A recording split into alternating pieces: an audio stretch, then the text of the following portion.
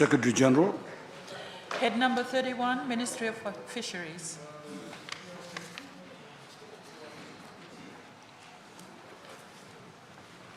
Program 1, Activity 1. Honorable Chale, you have the floor. Can the minister responsible elaborate on Sec 7, please, on the National Employment Center, volunteers? What is this budget item about? Honorable Minister. Honorable Chair, sir, this segment is basically we take in students from University of the South Pacific and FNU to do their practical experience with us. So when they come in to do their practical, we pay them an allowance. $60 is paid by the Ministry of Fisheries, and we had negotiated with the Ministry of Employment for them to pay $60. So we give them a $120 allowance while they're doing their practical within the Ministry of Fisheries. So, Thank you. Honorable Rasopa, you have the floor. thank you, Mr. Chair. I would like to ask the Program 1, Activity 1, Segment 5 on public awareness. I see here that you have $20,000. Is that allocation sufficient to do the whole public awareness all over Fiji? No. Honorable Minister. Yes, Honorable Chair, so that is just basically to review the existing expenditure programs and scale back on spending on training and public awareness. So the public awareness is basically on the ministry's targeted audiences around the country. No. Activity 2. Yes. Who's yes? Put your hand up so I'm gonna. All right, Honorable Rasopa. I'd just like to seek clarification, Mr. Chair, from the Minister responsible for Fisheries. The Fisheries Stakeholders consultation of 50,000. Is it for Fiji-wide, especially the area of fishery zone? Honorable Chair, sir, if I may. This is Program 2, Segment 7. Oh, my apologies.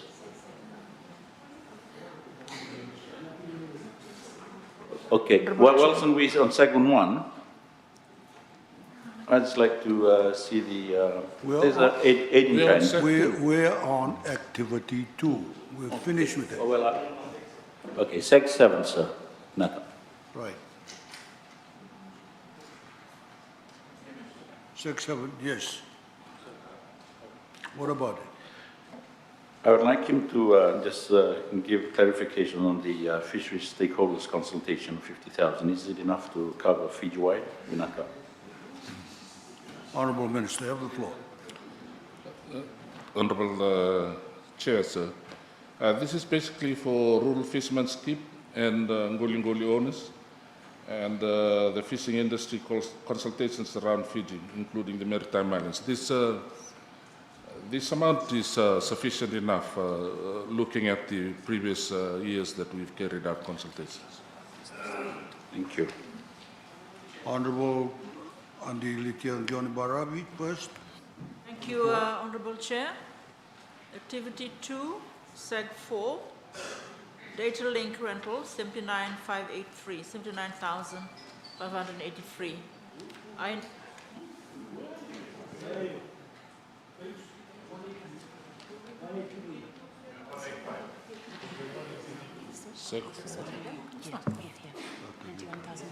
Just refer to this one. Oh, I'm sorry, I have... no, I've got 2021 now. Yep, she's got 2021. But it seems to be different. This Yep. is... Program 1, It's an error. Activity okay. 2. page, No, it's correct. sir. program What 1, activity 2, page 183. The question, sir, is data link rental for 91,500. I'm now giving the correct one. I note, sir, that this was the same amount that was provided last year. And the question is whether this is going to be a continuing allocation for the word rental, or what is this allocation for? Can the Honourable Minister just clarify, please? Honourable Minister, you have the floor. Yes, this is a continuation. So the amount is approximately the same amount as last year because this is a fixed cost. Program, yes, Honourable Honourable Chair, Ndite Mumu. activity 267, this is on trade shows. 67 on trade shows. Can the Honourable Minister clarify what this trade show is about, or what the trade shows are about, and if students are involved, other than the ones from USP and FNU, and where would these trade shows be held? Thank you, Chair. Thank you. Honourable Minister. Chair, sir, this is done in coordination with other ministries. And basically, if agriculture do their show, we go along with them and also have the fishery sector alongside that show. They be, Honourable Chair, where in Fiji? All around Fiji. Basically, it's based. It shows that I held all over Fiji, and the fisheries is part of that show. Honourable Rasova, you have the floor. Program 1, activity 2, segment 6. I see here an annual InfoFish subscription of $10,000. What is this for?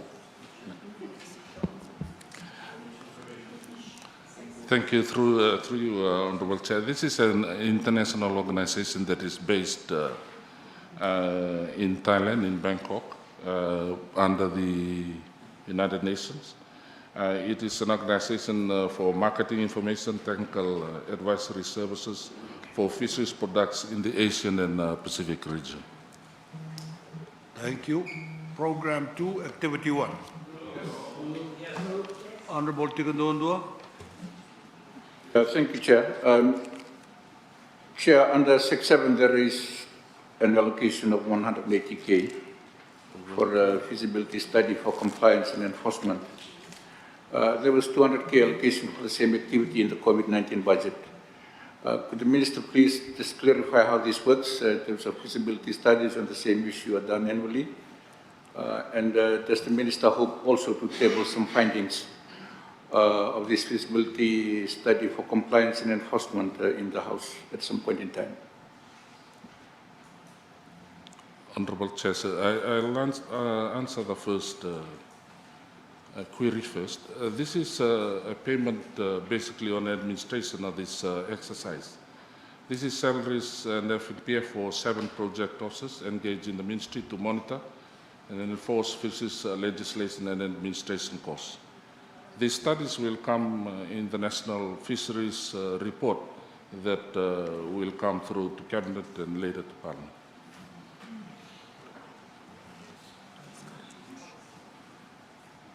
Honourable Simeon Rasova, you have the floor to move your motion. Mr. Speaker, sir, I take it that the Honourable Minister have answered the question asked by, I think I will withdraw my motion because it's technically it's a salaries. Thank you. I withdraw. Thank you. Activity 2. Honourable Lenora Gargatambua, you have the floor. Thank you, Honourable Chair. I'd like to just ask the Minister under Seg 1 in the allocation for observers. The National and Regional Observer Programme last year I had raised the issue in regards to insurance and compensation for the observers and also tabled a motion. The allocations have not changed much, Honourable Chair. So I just wanted to ask the Minister who now handles that. Is it the Accident Compensation Commission or is it the Ministry of Employment? Thank you. Honourable Minister. Thank you, Chair, sir. The observers program this is basically what we pay the observers under the contract that they sign between the Ministry of Fisheries and individuals.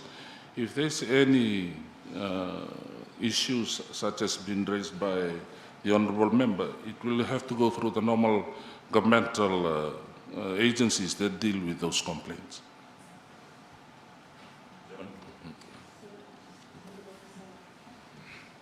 Honourable Felipe Tissuau, you have the floor. On Sec 7, Honourable Minister, there have been increasing reports of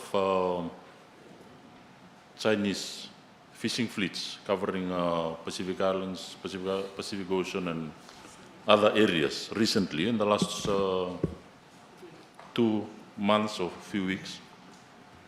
And concerns have been expressed not only in the international media but also through various mediums regarding their intentions and the amount of plundering which has been going on. So under Sec 7, that EMS, is there any role of that in, for the nation in monitoring that and taking remedial action, not only nationally but also regionally through the FFA, UNAC?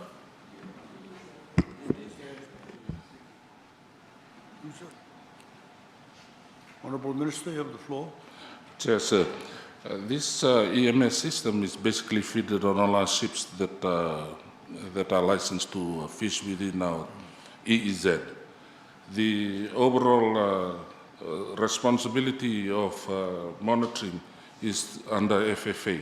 FFA basically monitors all vessels.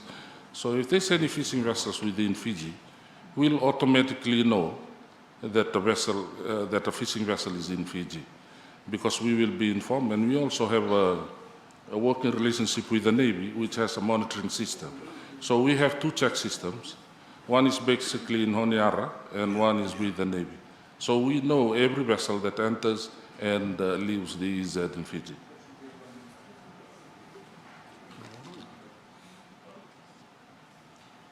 Honourable Rondo, you have the floor. This SEG 7, electronic monitoring system, seems like a new SEG, new allocation under this offshore fisheries activity. Just to follow on from the question that has been asked earlier on, in terms of the workings of this electronic monitoring system, and how different will it be from the observers program that is on SEG 1. Are they doing the same thing or are they doing different work?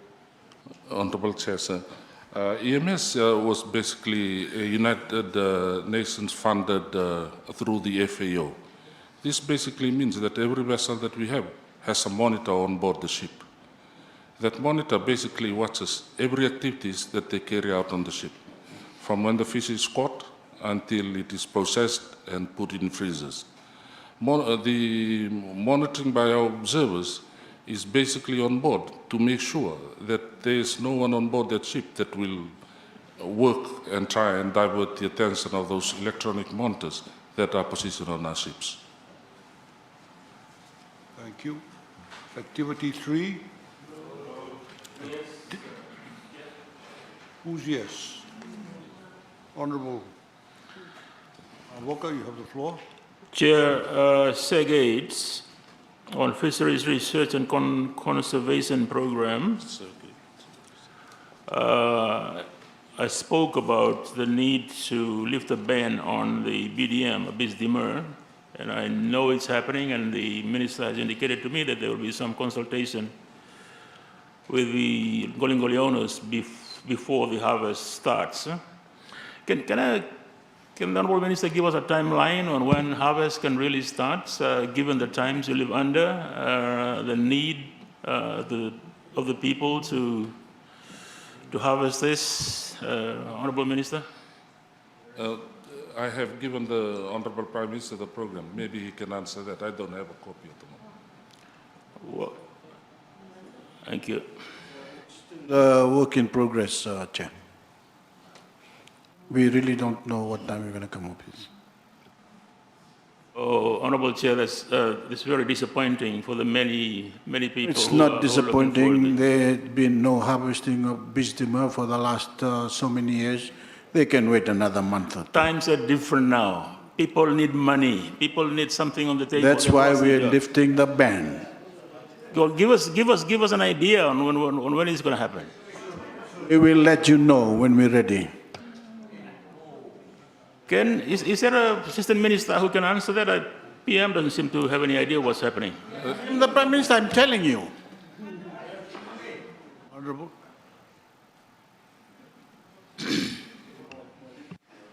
Honorable.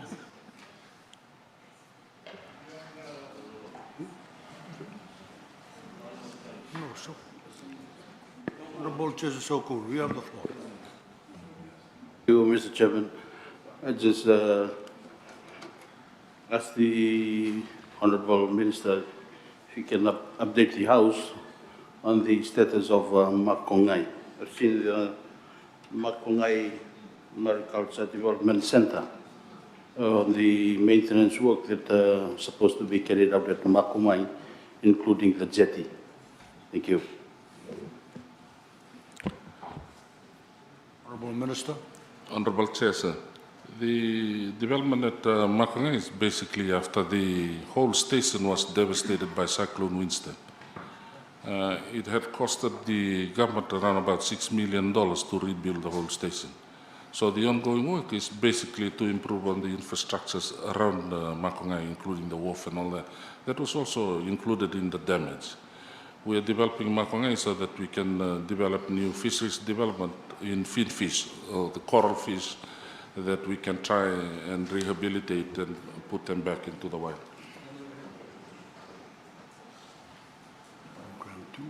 This one. Honorable Bulanova, you can move your motion. Yes, thank you, Honorable Chairman.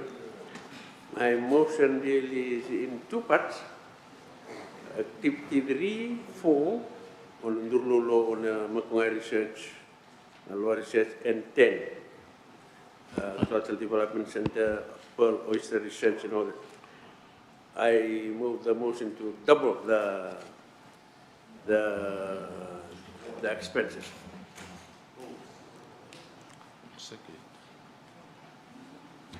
Is there a seconder?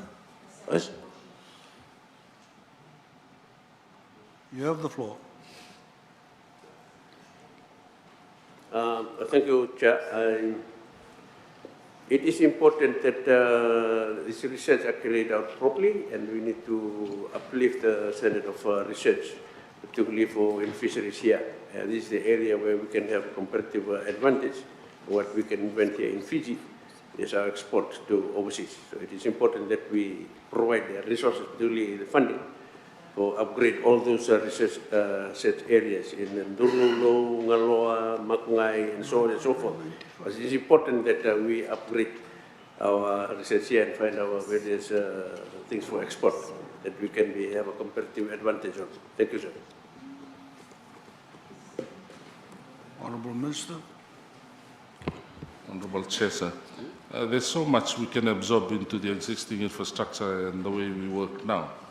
The research on, that we're carrying out now covers a wide range of commodities, including culture of trochus, giant clams, research into species as turtles, lobsters, and expansion into culture of new commodities, including BDM, gropers, cacao, to sustainably grow and maintain biodiversity. So in increasing the amount will not change the result on the ground, because otherwise you give us another 50 million and then we'll be able to increase the capacity. The figures, it basically means that we have horses on the ground, and that's the activity that we can carry out. Activity 4? Activity 5? No. Who's yes? Yes. Myself too. You have the floor, Honorable Rosofa. Oh, thank you, Mr. Chair. I just want activity, to program 2, activity 5, and segment 8. I need,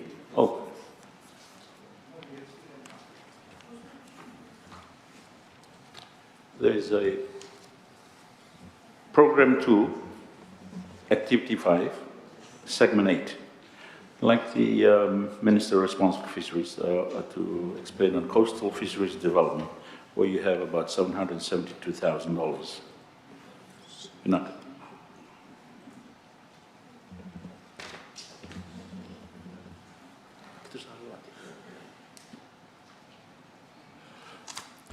Honorable Minister. So this is 772,000 is basically developing a new department or a new initiative that Fiji had worked with the New Zealand government in developing. There was no coastal and inshore fisheries until about 2017. So we're carrying out this research and development within our coastal areas and maritime islands in trying to develop a system both in managing, sustainably cultivating all the resources within our coastal fisheries. Honorable Antimo Mukapa. Honorable Chair, on SEG 8, completion of Wenimbokasi staff quarters. Can the Honorable Minister give us an update on that one?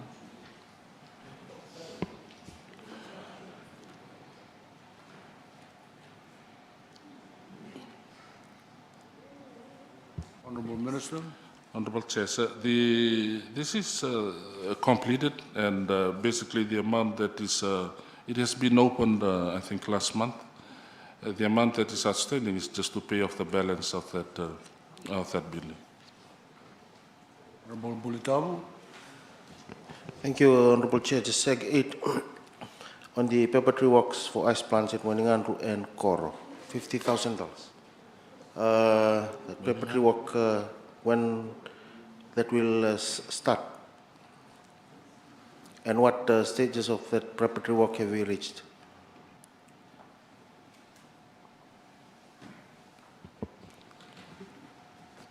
Honorable Minister. Chair, sir. This is a development within 3 years. When we carry out to establish a fishery station on ice plant, it involves a lot of work, including the landowners, the environmental impact assessment, the survey, negotiations that surrounds the establishment of a station which will then an ice plant will be installed in. It is not an easy exercise. For us to install the ice plant, it cost about $800,000. And then we have to put houses and people to maintain the station. So in the total, we are looking at about 1.2 million for each station that we establish in Fiji. Activity 6. Honorable Charlie. SEG 8, the seaweed development program. Can the Minister brief us on what you intend to do with that allocation?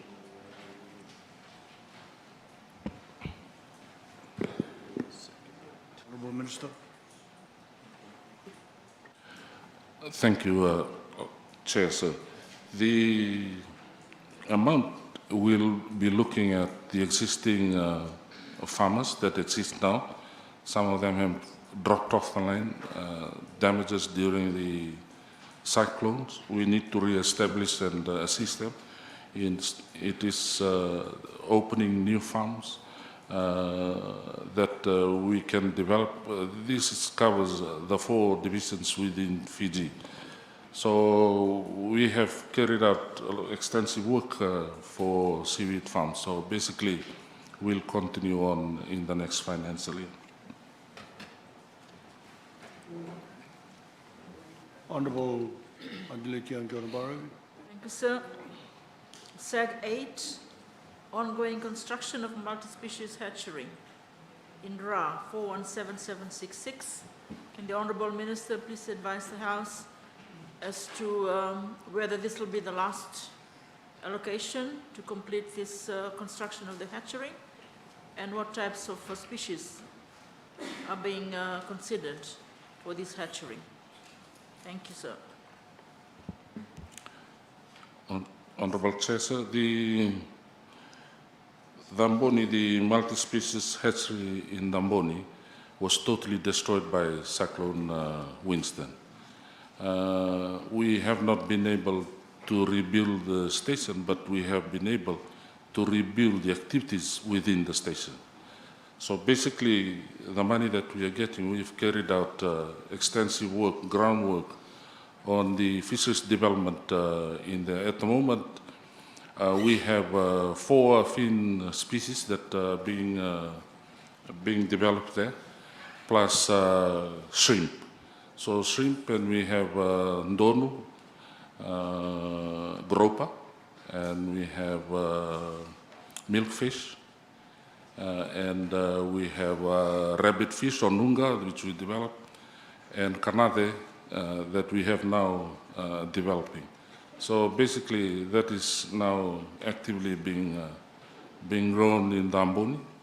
Damboni was actually developed to be used as a training for our rural, local aquaculture farmers so that they can learn how to grow this. But at the moment, we're basically trying to revive the activities within the station itself. I thank the Honourable Minister.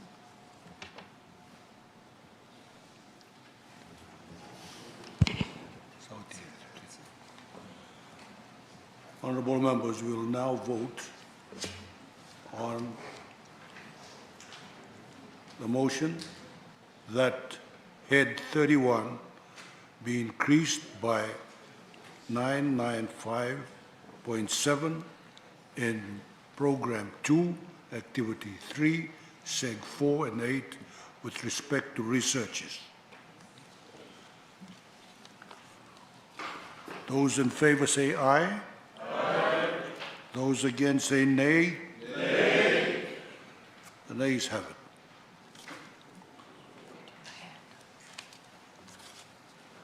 Honourable members, Parliament will now vote on head 31. The question is that the amount of head number 31, Ministry of Fisheries, be approved. Does any member oppose? Those in favor say aye. Aye. Those against say nay. Nay. The ayes have it. The head is agreed to. Secretary General. Head number 32, Ministry of Forests.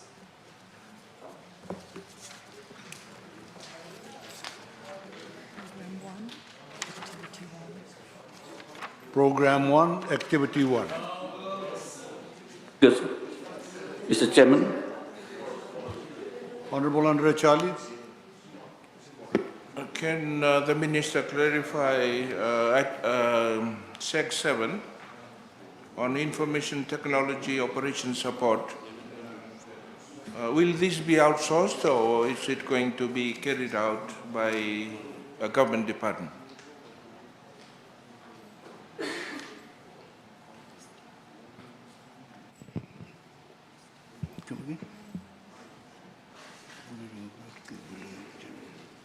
Do you mind repeating the question, please? Repeat the question. On Seg 7, on information technology operation support, will this be outsourced to providers from outside or is it going to be carried out by a government department? Activity 1, Program 1, Activity 1, Seg 7. Sorry, just Honourable Member, this is essentially for the IT needs for the whole of the ministry itself. So they have like a PBX system, the phone system, etc., upgrading of the network cabling. So all of this, of course, is done outsourced, but you need the funding to be able to carry out those works, you know, the hardware, etc. That's what it is for. And overall, all of these works are sort of overseen by ITC to ensure that there is, uniformity in the material and cabling and all of that.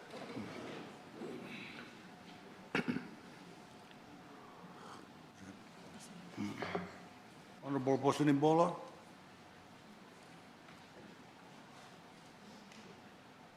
Honorable Bosanimbola. Thank you, Mr. Chair. On Seg 7. Oh, sorry, Mr. Chair. I'll go to the next activity. No, nothing. Nothing. Oh. Program. I withdraw, Mr. Chair. He withdraws. Program 2, Activity 1. No.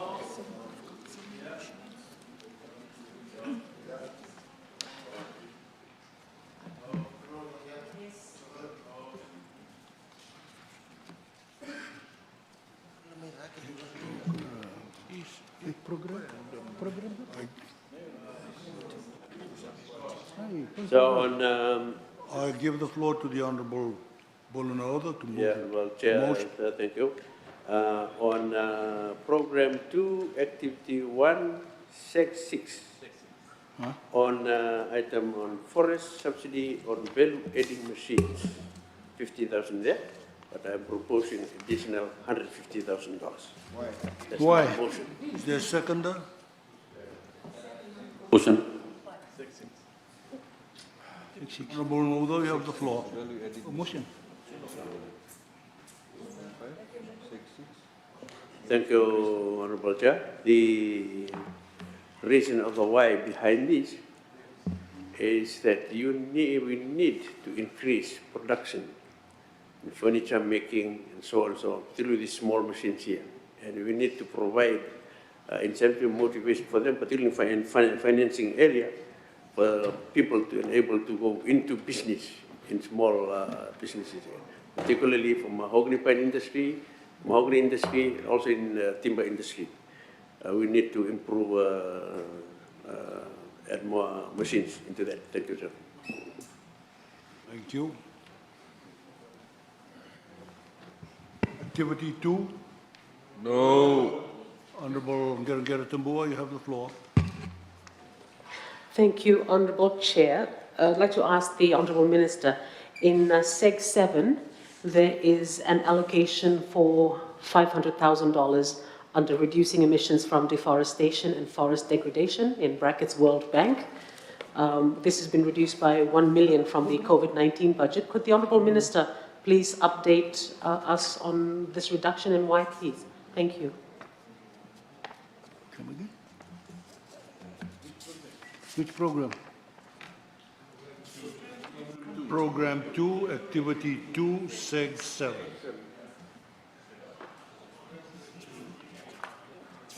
Reducing emission, deforestation. Or Red Plus?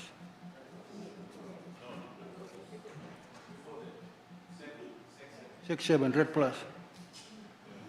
Oh, this is the cash grant commitment by the World Bank, Mr. Chair, on the Red Plus program. Right. Thank you. Activity 3. No. Activity 4. No.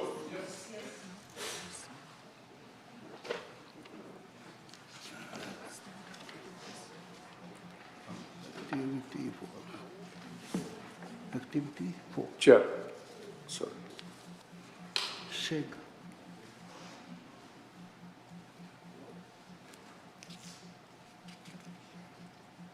Yes, Honorable Chikundondo. Yes, thank you, Chair. Under Seg 7, there looks like a new initiative, which is the upgrade of National Tree Seed Center. That's being allocated $50,000. Could we just get an update from the Minister on this initiative? Thank you. Mr. Chair, this allocation is for the upgrade of the current laboratory facilities with the installation of the correct machinery and equipment to enable the unit to meet its target of 37.5 million seed. Thank you, Mr. Chair. Thank you. Activity 5? I give the floor to the Honorable Bulunauda to move his motion. Thank you, Honorable Chair. Just before I move my motion here, I haven't had an explanation on my first motion. Perhaps the Minister can do that both at the same time. But my motion is to increase the SEG 8, Activity 5, SEG 8 on research and development of wood and non-wood species, 150,000 to 300,000, increased by 150,000. Agreed. Is there a seconder? Mr. Chair, second the motion. Honorable Bulunauda, you have the floor. Thank you, Chairman, sir. It is important that research are properly carried out here and increase. So we can find whatever other commodities or anything within the forestry that we can develop ourselves into and sell abroad, not only locally but also abroad. It's important to have this research and development in those areas, not only wood but only non-wood areas as well. Thank you, sir. Thank you. Activity 6? Honorable Brother Philip. Thank you, So- Mr. Chairman, sir. Sec 6, reforestation of degraded forests. 2 million. As we all understand regarding the situation we're facing, COVID-19, increased unemployment, underemployment, or people working part-time. It would be good just to consider this idea from the government side. We can not only this, but also other programs of public works where our youth or those affected, plus those affected, could do cash for work. So that 2 million could be increased to maybe 4 million, and that is also used for cash for work for those who are currently affected and unemployed. Not only this, but also across other areas which could be, for example, public services or other public works. Vinaka.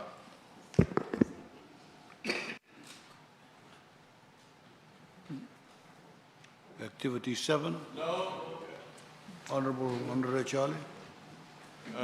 Can the Minister explain what type of equipment are you intending to purchase? This is Seg 9 in respect of the Lakemba Pine scheme out of that amount allocated.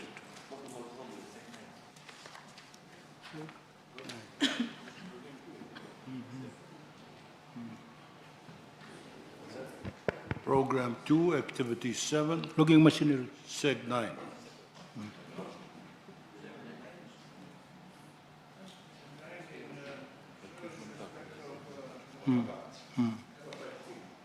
The equipment, you said that purchase of equipment. I want to know what equipment do you mean to purchase out of this? Lakemba Pine scheme. Logging equipment. Logging equipment and the treatment plant for processing the timbers in Lakemba.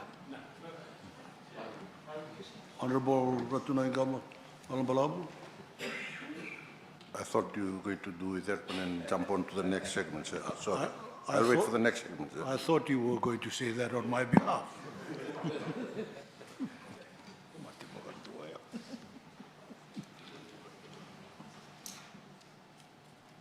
Activity 8. No. Honorable Tikunduandua. Honorable Tikunduandua. Sorry. Yeah, thank you, Chair. Chair, under Sec 5, there's an allocation of 60K for the compensation for forest reserves. In the COVID-19 budget, it was given an allocation of $34,000. The question to the Minister for clarification is, what does this activity involve?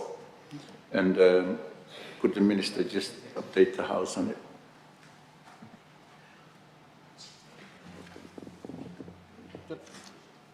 Mr. Chair, this is for compensation on the Tauke leases that were used as reserve road Fiji, including reserve used as water source catchment areas.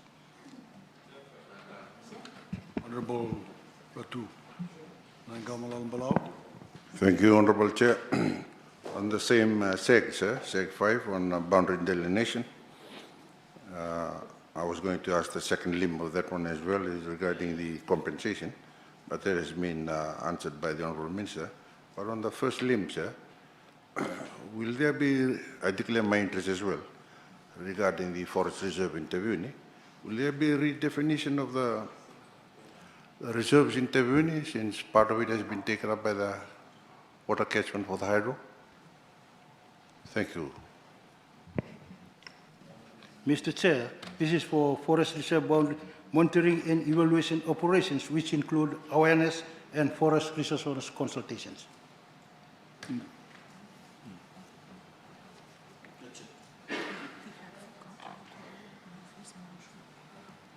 Honorable Bulanoda, you can have the floor to move your motion. Thank you, Honorable Chair. On Program 2, Activity 7, Seg 9, on purchase of harvesting machines, 220,000 there. I am proposing for extra 220,000. No. Is there a seconder? Second the motion. What's the motion? You have the floor.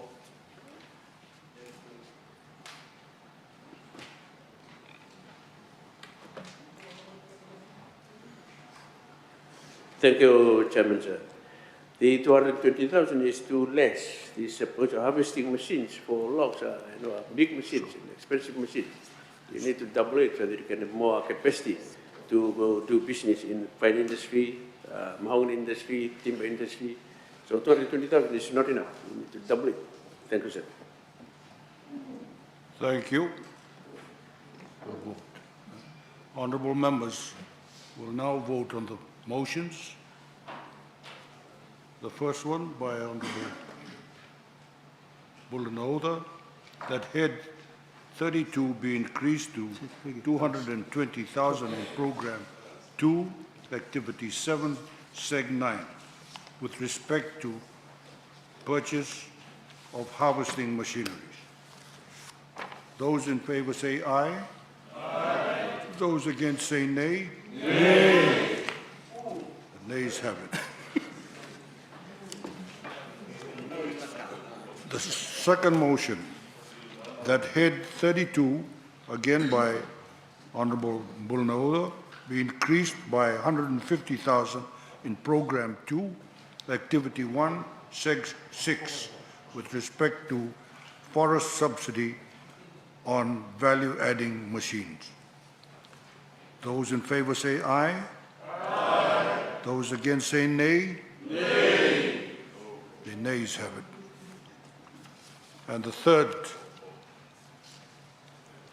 motion, again by Honorable Bulanoda, that head 32 be increased by 150,000 in Program 2, Activity 5, Seg 8, with respect to reserve and development of reservations and development of wood and non-wood species. Those in favor say aye. Aye. Those against say nay. Nay. The nays have it. Honorable members, Parliament will now vote on head 32. The question is that the amount of head number 32, Ministry of Forestry, be approved. Does any member oppose the motion? No. Those in favor say aye. Aye. Those against say nay. Nay. The head is agreed to.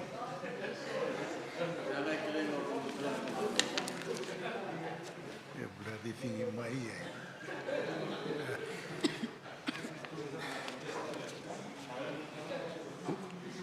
When you shout out yea or nay, Could you keep away from the mic because I'm the one who's receiving it, yeah. Secretary General. Head number 33, Ministry of Lands and Mineral Resources. Program 1, Activity 1. No. Program 2, Activity 1. No. Honorable Ngavoka. Chair, Seg 8, under mineral investigation, I believe that would be exploration, Minister? Would that be exploration? Exploration, you know, under mineral investigation of $250,000. Yes, yes, evaluating the potential of current known prospects. Okay, on this question, an observation, Honorable Chair, that Tuvalu, that had been idle for quite some time, is now being revived with very good potential. Huh? What is, is there some intensity in the way that you're exploring now, given the needs of the time? Huh? Can you repeat that? I'm saying that Tuvalu was idle for a number of years, but it's now being revived and with some very good potential. Eh? In the general area around Fiji, how intense is the exploration given what we are facing today, that we need to look at other sources of income for the country? Is this sufficient to meet the urgency of the times? There are quite a number of investigations and explorations already taking place. This particular one here for mineral investigation, this project was initiated back in 2008, and it's now in its 11th year of operation. So, as part of this, we are looking at mineral prospects. What they tend to do in the industry, they look at prospects, produce some reports on it, and then offer it out to those who wish to look at it further. So that sort of work is already being undertaken in the ministry. There's somewhere else in this, I'll be able to give you more information, I think on the next one, on the next activity, on the actual prospects and where the exploration is being taking place. But mining in general, where the mining has already been taking place, we're seeing the importance for it in holding on to employment when it does take place. Tuvalu, I'm glad to say, they are moving full steam ahead now, and I'm hopeful that in the not too distant future, once we rectify the issues to do with roading and access to power, which is something that they need to get to grips with, they should be able to start extracting. Thank you. Honorable Levery, you have the floor. Thank you, Chair. Can I have an elaboration or clarification from the Minister in terms of Seg 8 on groundwater assessment and development, small islands, and groundwater assessment and development, large islands? Is this to do with natural water or anything to do in identifying water from? Is this program to do with it? Or Water to drink, water to drink. We pull out water from the ground so people can drink. Boreholes. Okay. Yeah. Honorable Philippe Sewell. Thank you, Chairman. On Seg 6, contribution to SOPEC, 32,100. There is also a allocation under Ministry of Foreign Affairs with SPC. So my understanding is SOPEC was absorbed, amalgamated with SPC, I think 2 or 3 years ago. So why is there a separate contribution for SOPEC still there? Thank you. This is, there is an annual conference that takes place, a Science and Technology and Research Conference that's normally co-hosted by the ministry and the SOPEC, or the SPC. Now it's called the SPC GEM Division, but it used to be called SOPEC. So I think the title is still there, but it's co-jointly hosted by my ministry and SOPEC, or what is now known as SPC GEM Division, for that particular conference. Thank you. Activity 2.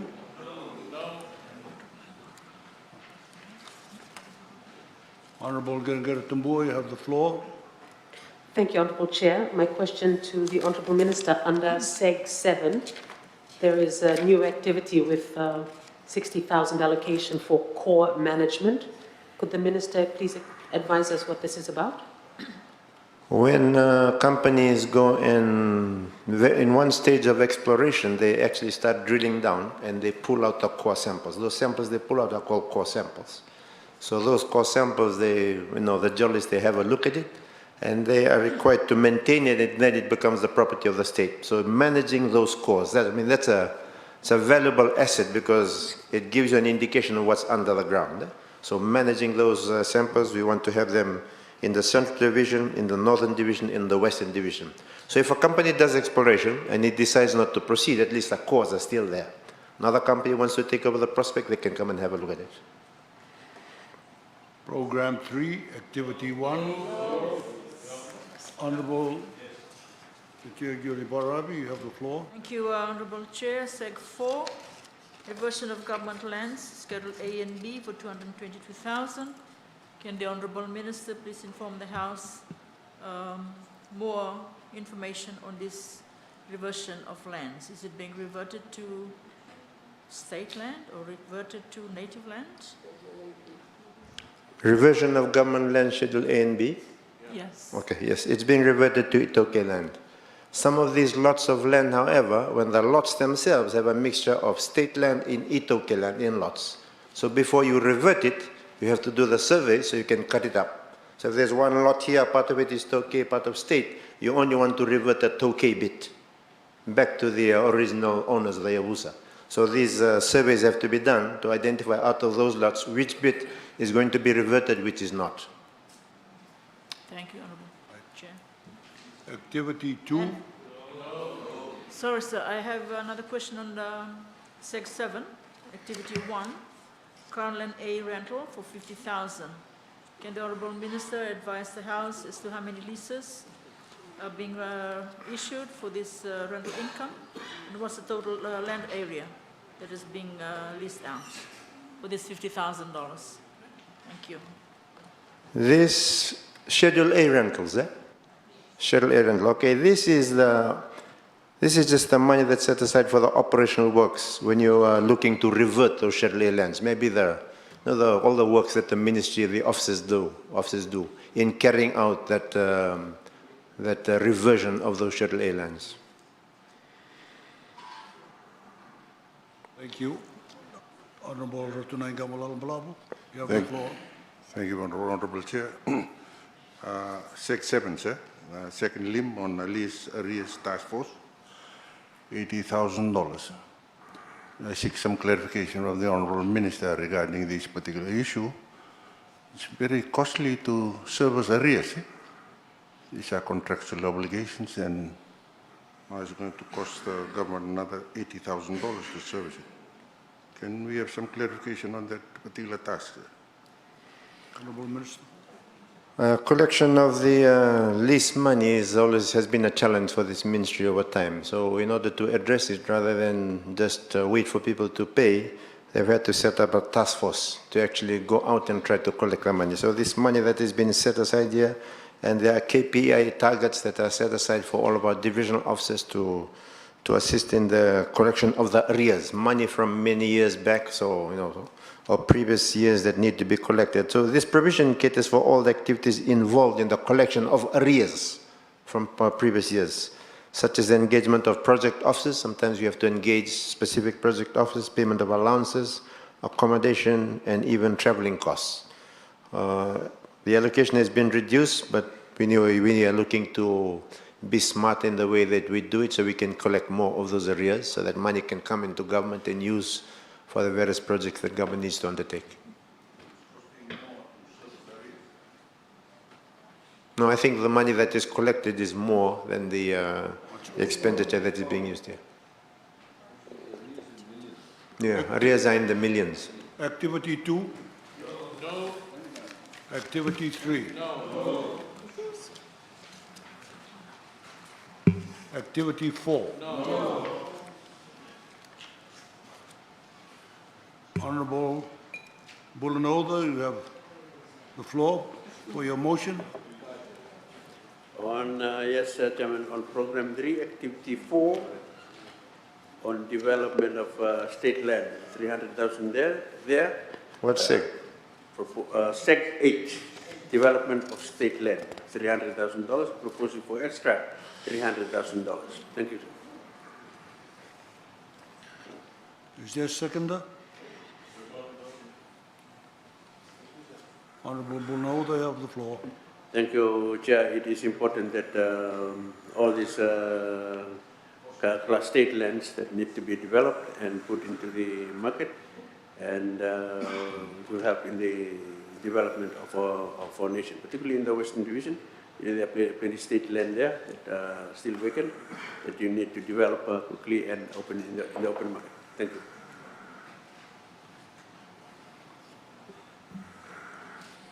Thank you. Activity 5? No. Honorable Kurindani, you have the floor. Honorable Kurindani, you have the floor. Oui. Thank you, Mr. Chair. On Activity 5, Seg 10, can the Minister just elaborate this House on this Seg 10, the development of Itauke land? What sort of a development? And how can the Itauke access this funding?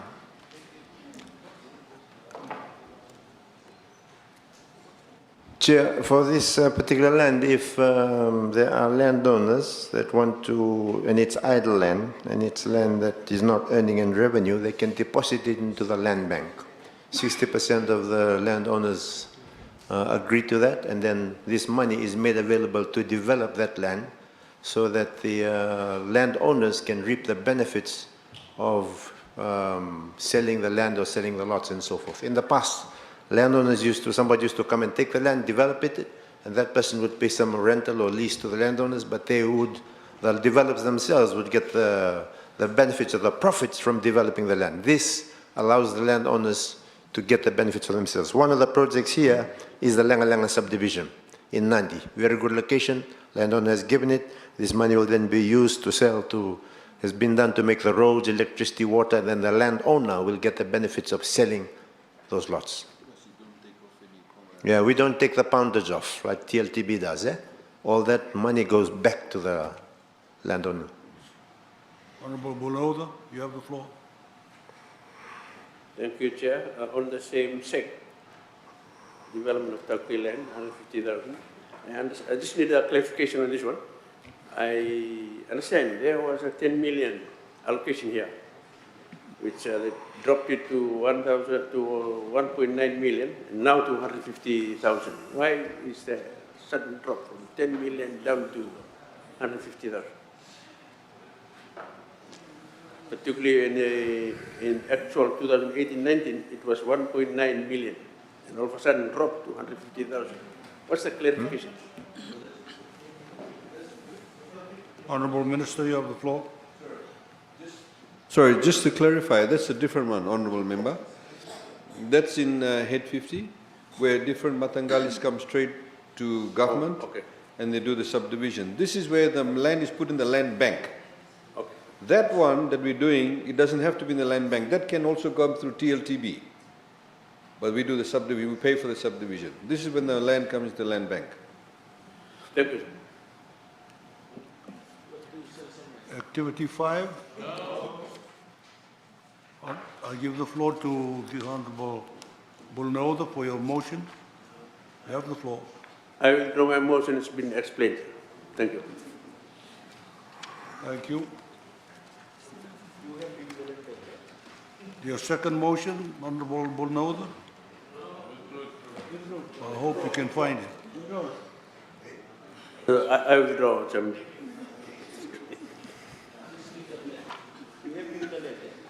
Activity 6? No. Activity 7? No. Activity 8? No. Honorable members, we will now vote on Honorable Bulnauda's motion that Head 33 be increased by 500,000 in Program 3, Activity 4, Seg 8. with respect to development of state land. All those in favor say aye. Aye. Those against say nay. Nay. The nays have it. Honorable members, Parliament will now vote on head number 33. The question is that the amount of head number 33, Ministry of Lands and Mineral Resources, be approved. Does any member oppose the motion? No. Those in favor say aye. Aye. Those against say nay. Nay. The ayes have it. The head is agreed to.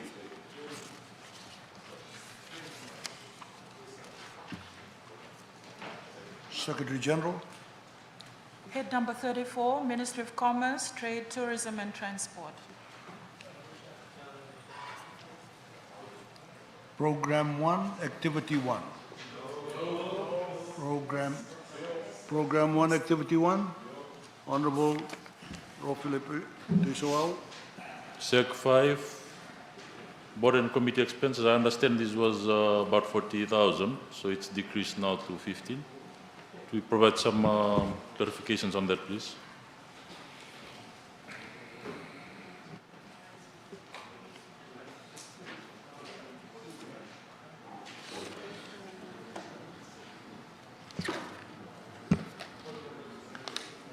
Program 1, Activity 1, SEG 5.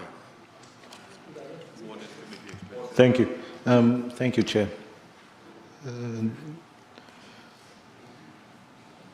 There's a variance of $4,270.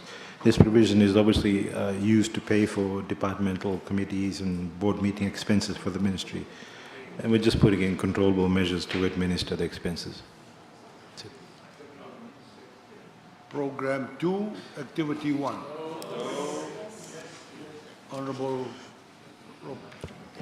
On Sec 6, Consumer Council of Fiji, we note the government's initiatives on duty tariff reductions on 1,000 so items.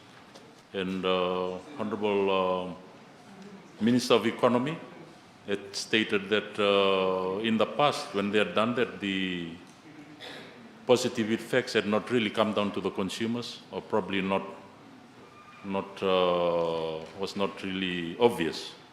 So it is suggested that within that allocated amount, that there be a study on the impact of duty tariff reductions on consumers. I'm not asking for an increase, I'm just suggesting if that could be included. Just an idea for the Minister of Trade, Pinak. Program 3. Sorry, Mr. Chair, so just to provide clarification, as we announced in the budget, the powers are going to FCCC. And you'll see that there's a bill where they're actually giving legislative teeth to be able to have that enforced.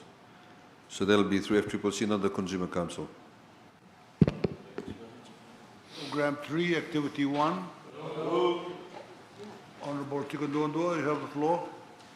No, my apologies, Chair. A question that I have was for the previous Program 2, rather. That was what we moved forward. Honorable Rondrondo, you have the floor. No. Previous. Okay. Program 4, Activity 1. No. Activity 2. No. Activity 3. No. Program 5, Activity 1. No.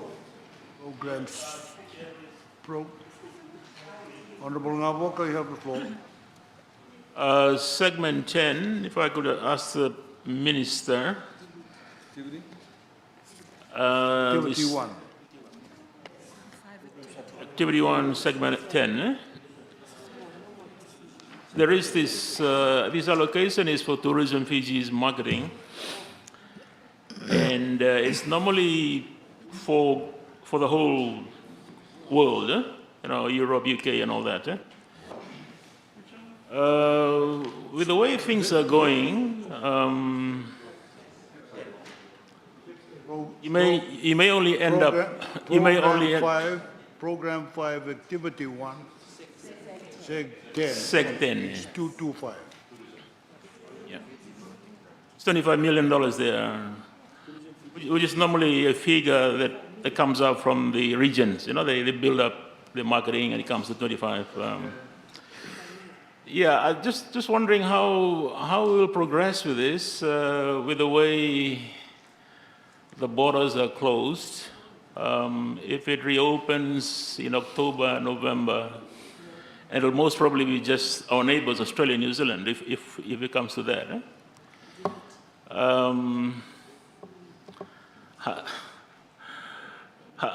You may need to spend the bulk of this in these two areas, in these two geographical sources. What I'm coming from is that flexibility element that we need to have in terms of our budgeting, because this is one thing that in terms of crisis like this, I even question whether a budget like this, a whole budget, is the way to go. I would have, if we had a combined effort, like a joint cabinet, we could have done this on a quarterly basis to roll with the times. But we've decided to go this way. It's just that in tourism, with the uncertainty, you may end up not using any of this. You may end up not using any of this. So I'm just asking, what is the plan in there on how to utilize this, given the uncertainty that surrounds tourism? It's not meant to be a political question. It's just I'm really I really need some clarity on this one. Thanks. You asked the question. You have the floor. Thank you, Chair, and thank you, Honourable Member. In the words of my two left and right friends, it's a very dynamic question, actually. The decline, the reduction of $4.7 million is actually due to Tourism Fiji realigning its marketing strategies. I had actually spelled this out quite clearly in my budget response speech, Honourable Chair. A portion of the budget for North America, China, UK, Europe, Japan, Singapore, and India are actually being redirected to Australia and New Zealand, and that's where the focus is at the moment. And we've also shifted focus with respect to our domestic market, as I said earlier in my speech about our Locals program. So what you're saying is what we've already done, and this budget it's realigned to that. So the bulk of it is likely to be spent within the region, within our neighbors, within Australia and New Zealand. Okay, good. How are you going to? You'll also be promoting the 60 million, the $400,000 per person. That's part of the incentives in the immediate future, right? And again, that would also be Australia and New Zealand, I suppose. Yes. 150,000 visitors. Okay. Okay. Thank you, Chair. I think it's a very fluid situation, Honourable Minister. We're on top of it. Yeah.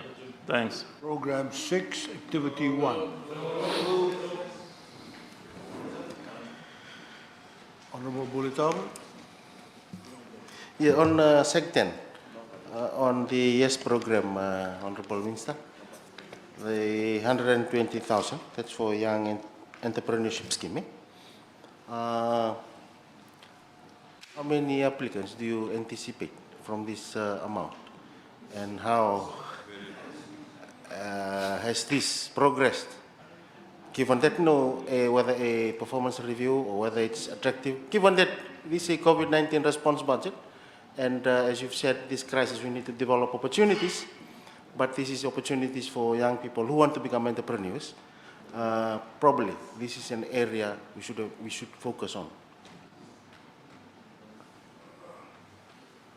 Thank you, Chair. Honourable Member, I wouldn't be able to give you the number now because this is for the budget. Once it's passed, obviously there are applicants, etc., that come through. The decrease of $20,000 in the provision, basically $120,000 is sufficient to assist the number of young entrepreneurs who have already applied for the scheme and are yet to be assisted. So current utilization for the borders around 120,000 in the event. You must remember, not everybody gets the same amount. So there could be a variance in the number of people. It varies. And, you know, apart from this, there's the MSME concessional loan facility that's actually also open too, so.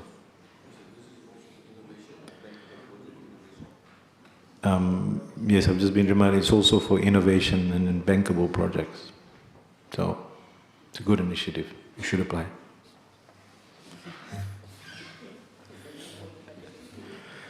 Chairman, thank you, Honorable Minister.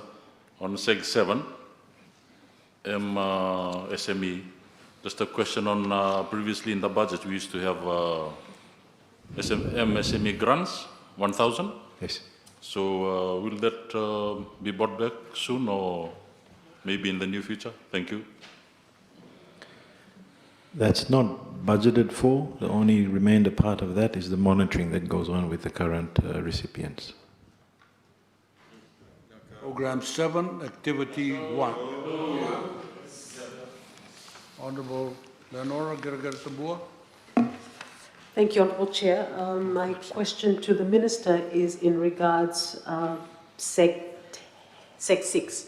Seg 6, Honourable Minister, the shipping services subsidy.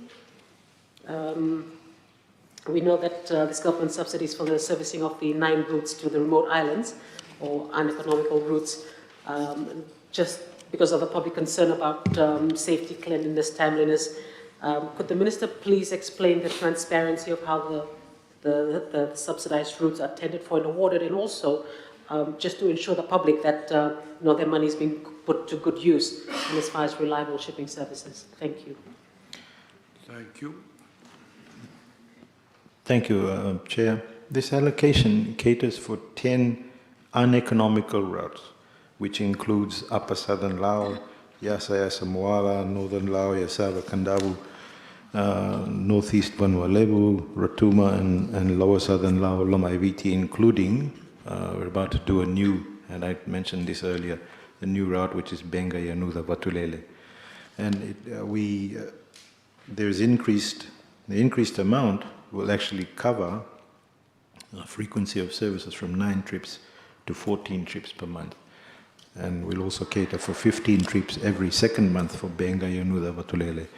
The actual process of getting these is actually very transparent, and unfortunately there's still a lot of issues, but we are looking to the future, and I mentioned this yesterday in a conversation with Honorable Charlie, that we will eventually bundle the routes together for uneconomical and economical. So if we're working through the paper at the moment, if anybody is going to apply, then they have to not just service economical routes, they'll have to take a bundle which will include the uneconomical routes. So it's a bit of ways to go yet, but that's the way to actually deal with it. So the provision of services to our people is actually at the level that we want it to be. Honorable Waseri. Thank you, Chair. Just a clarification to the Minister regarding consultation for implementation of maritime travel schedule and phase. This is a reduction of Seg 5. Can we just be advised on the stages of this consultation, and when will this study be schedule phase be implemented? Thank you, Chair. Funding is obviously provided to accommodate the public consultations and focusing on the way forward for the maritime traveling public. We're in the middle of just a policy which we're actually formulating on protecting people's rights in terms of fares and cancellations and schedules, etc. And everybody, I think, knows the maritime rights consist of passenger rights and seafarer rights, and these funds will cater for these for the consultations on those passenger rights. So we're in the process of actually doing all of that at the moment. Okay. Honorable Prof. Philippe Tissowo, you have the floor. Thank you, Mr. Chairman. Honorable Minister, thank you. Seg 10, grant to LTA, capital grant. We all know that LTA is a major revenue generator. I don't have the figures, but I understand it's in the vicinity of 40+ million per annum. And how much of that is used for operations? And and other costs, and I question the need of this, given the revenue they generate. Can they fund their own capital projects? Thank you. Honorable Minister. And probably an explanation on what that is for, that 1.4 million. Naka, Chairman. As we do with most of the other statutory organizations, the fees that they collect, LTA collects quite a lot of fees. So all the fees they collect, we actually get into government consolidated fund. And then we allocate the funds to them for operational costs, and then we give them for any capital works. So for example, the grant to LTA, there's a policy decision, obviously, as we discussed, about overloading on the roads. So we're building two ways of dealing with that. One is that we have these way-in bridges, the permanent way-in bridges, and the other one we're doing is the way-in motion. Way-in motion. Way-in motion. So essentially, you know, they put these motion things underneath the road. When you build a road, then it picks up the speed, it picks up the load, then they have to pull you up in a permanent way-in bridge area. So this is one is going to be built. The work has already started one in Karavi. And there'll be other ones built around Fiji for these permanent way-in bridges. So that's how we allocate the funding. Honorable Gerger Tambua, you have the floor. Thank you, Honourable Chair. Just still staying on Seg 10 there, Honourable Minister, the capital grant to Maritime Safety Authority of 597,000, seeing as we haven't received an annual report from MSAF. What is this for, please? Seg 10, Minister. Sec 10, the capital grant to MSF. Yes, capital grant to Maritime Safety Authority of Fiji. Thank you, Chair. The provision of $597,778 is actually utilized in a couple of things. It's the construction of the Suwa Harbour Northeast End Lighthouse, which comprises about $554,728. VHF radio base station setup, which is about $18,000.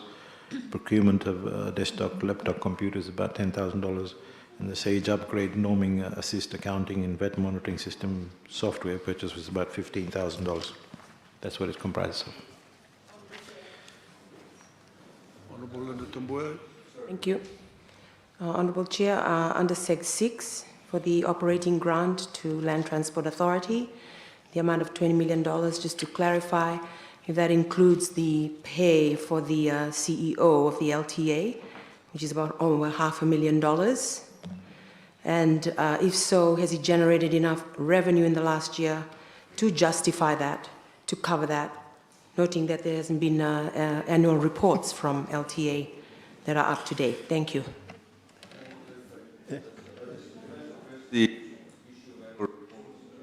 Mr. Chair, sir. Annual reports. Can I clarify the issue of annual reports? The Minister will talk about the other. The maritime safety was raised by Honourable Gerengere Tambua. The MSAF has completed its annual reports up to 2014. It's going to be tabled in Parliament very soon. It's going to go through Cabinet. MSAF accounts have been audited up to 2016, and now they're working on the 2017-2018 accounts, which with the Office of the Auditor General. Please also understand that sometimes there's delays with the Office of the Auditor General because a lot of accounts to deal with. Sometimes the Office of the Auditor General themselves don't do it themselves. They outsource it to private accounting firms, and then they write back to them. So the 2019-2020 accounts will be audited with the whole of government accounts, so that's in play, the MSAF one. Regarding LTA, 2014, 15, 16, 17 annual reports have already been submitted to the Ministry. We'll then submit it to Cabinet, and it should be tabled in Parliament very soon. The 2017-2018 financials are still being audited by the Office of the Auditor General and should be finalized by October 2020, this year, and then submitted, of course, to the Ministry, Cabinet, and then to Parliament. So that's the situation of the annual reports. The other point that I want to make, just talking about annual reports, Honorable Prasad talked about the audit department in the Ministry, and we talked about, who's responsible for the annual reports for the ministries. The permanent secretaries are responsible. So, for example, if you take the permanent secretary of any ministry, say economy, the PS is responsible for that. Lands, the PS for lands is responsible for that. Honourable Chair. I still haven't answered the question about the pay for the LTA CEO and if it comes out of the operating grant. And if so, has their performances justify that from the revenue of LTA? People have a right to know. Thank you, Chair. It's actually quite simple. He wouldn't be paid from anywhere else. He's actually an employee of LTA. So the funding for salary is actually in there, so he'd be paid. Of course, it's paid by LTA. He was appointed on merit, he's not a con artist, he's not a bankrupt man, he's not bankrupt, he's not a con artist. He's appointed on merit. Program 8, Activity 1. Honorable Tigundondua. Yeah, thank you, Chair. An issue for clarification by the Minister, and this is on SEG 8. SEG 8 is the upgrade of government shipping vessels, an allocation of 250K. Chair, after the budget last year, the Minister of Transport, Mr. Osmati, announced that after last year's budget, he targeted to acquire a government island shipping vessel, fleet of 13 by 2021. And he also said that this fleet was part of the ministry's 5-year and 20-year national development plan for shipping services in Fiji. And announced also that there was a procurement of a new vessel plan to be delivered in October of this year, given that there was a $3 million allocation in last year's budget. Now, with that in mind, it was just a question whether that was a sufficient allocation or has it changed now in light of the COVID situation? Thank you. Thank you. Thank you, Chair. I think the entire budget has changed in light of the COVID situation, but with respect to the SEG 8, the $250,000 that actually has been given, is really for procurement of the spare parts and quick remedial response and operational, and then with respect to 4 particular vehicles, vessels, the Bonilangi, Singapore, Langibo, and Vevweti. That's what it's for. There's nothing new coming in at the moment, no. There is one that was on order, but it's on hold. Thank you. Thank you.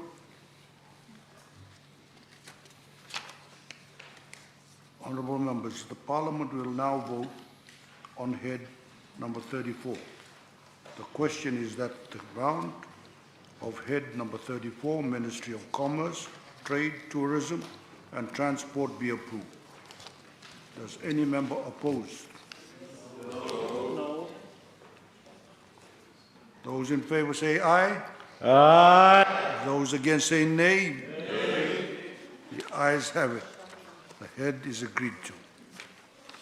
Honourable members, on that note, at 15:30, we will now suspend proceedings for refreshments in the big committee room, and we will resume in half an hour. Thank you.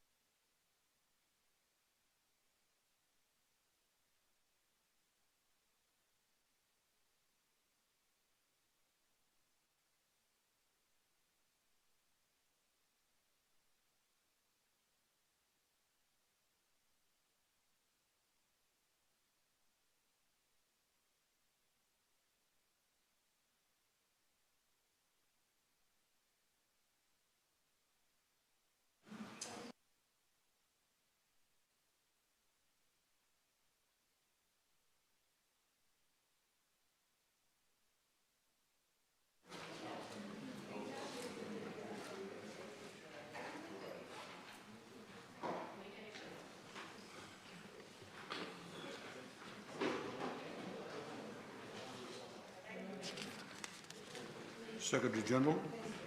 Head number 35, Ministry of Sugar Industry. Program 1, Activity 1. Honorable Biman Prasad.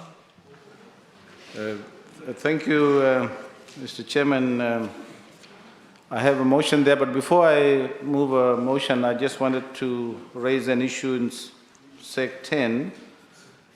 This is in relation to my concern with respect to allocations for Sugarcane Development Fund given to FSC, both 500,000 and New Farmers Assistance 250,000. I know this SEG used to have a substantive allocation. I think in 2018-19, if I recall, Mr. Chairman, it was 15 million. Then it was reduced, and I remember the Honorable Prime Minister's Permanent Secretary has said that these grants were ineffective in increasing the cane production. And I also remember asking the Honorable Prime Minister in February about the number of cane growers, active cane growers, which are now about 12,000. And the Honorable Prime Minister quite rightly and correctly responded and said that land lease issue, which continues to be a major challenge for the sugar industry as a result of non-renewal of leases, was very important. And he also highlighted that now instead of 73,000 hectares in 1996, 55,000 hectares in 2006, now it's only about 39,000 hectares in 2016. Chair, in relation to that, I would like the Honorable Prime Minister, and I want to raise this issue because a good example of the lease issue that would arise very soon, and in fact it's already there, is the land around Senganga Cane Development Scheme. And Honorable Chair, if you remember, this was a scheme started by the late Ratu Sekamasa Semara. And before ALTA, in 1976, those leases in Senganga had an automatic extension provision of 30 years. And now, most of those leases are going to begin to expire around 24, 25, 26. And I've had a lot of response from farmers around Senganga, Mr. Chairman, and the ITLTB is now offering new lease offers. But what is happening is the premium is quite high, and that's understandable. For example, we had one farmer send me some documents. It's about $40,000 for new leases. So my question to the Prime Minister is, what are the, of course, the Honorable Prime Minister is also the chair of the ITLTB and Minister for Youth Affairs. What are the plans to deal with those leases, Honorable Prime Minister, when it starts expiring? In fact, the leases are being offered now, but the actual leases are going to expire around 24, 25, 26, because from 1974 right up to 1976, when ALTA was done, these leases were already offered. Thank you, Mr. Chairman. Thank you. Honorable Prime Minister. Thank you, Chair. Chair, on our recent visit to Wonolebu, we had received a lot of complaints about these new leases that Honorable Biman Prasad is talking about. So we called in the CEO of TLTB and his officials, and we've had a chat, and we've recommended that that he brings down here when he goes to talk to his officials in all sectors, in Lautoka and Basa, not only in Basa and Lautoka and Nadi, to put in motion in a progress to bring down all those leases that Honorable Biman is talking about. So he's working on that right now. Honorable Sokuru. Thank you, Mr. Chairman.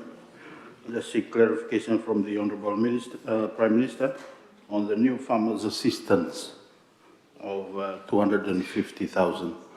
What's concerned in those, what's all in that new farmers' assistance? Thank you. Seg 10. Sec 10. 250,000, new farmers' assistance. Seg 10. Thank you, Chair. Chair, this is an allocation to support new farmers who have an interest in sugarcane farming. Government support includes the acquisition of land, lease, and efficient facilitation of agro inputs for the commencement of farming.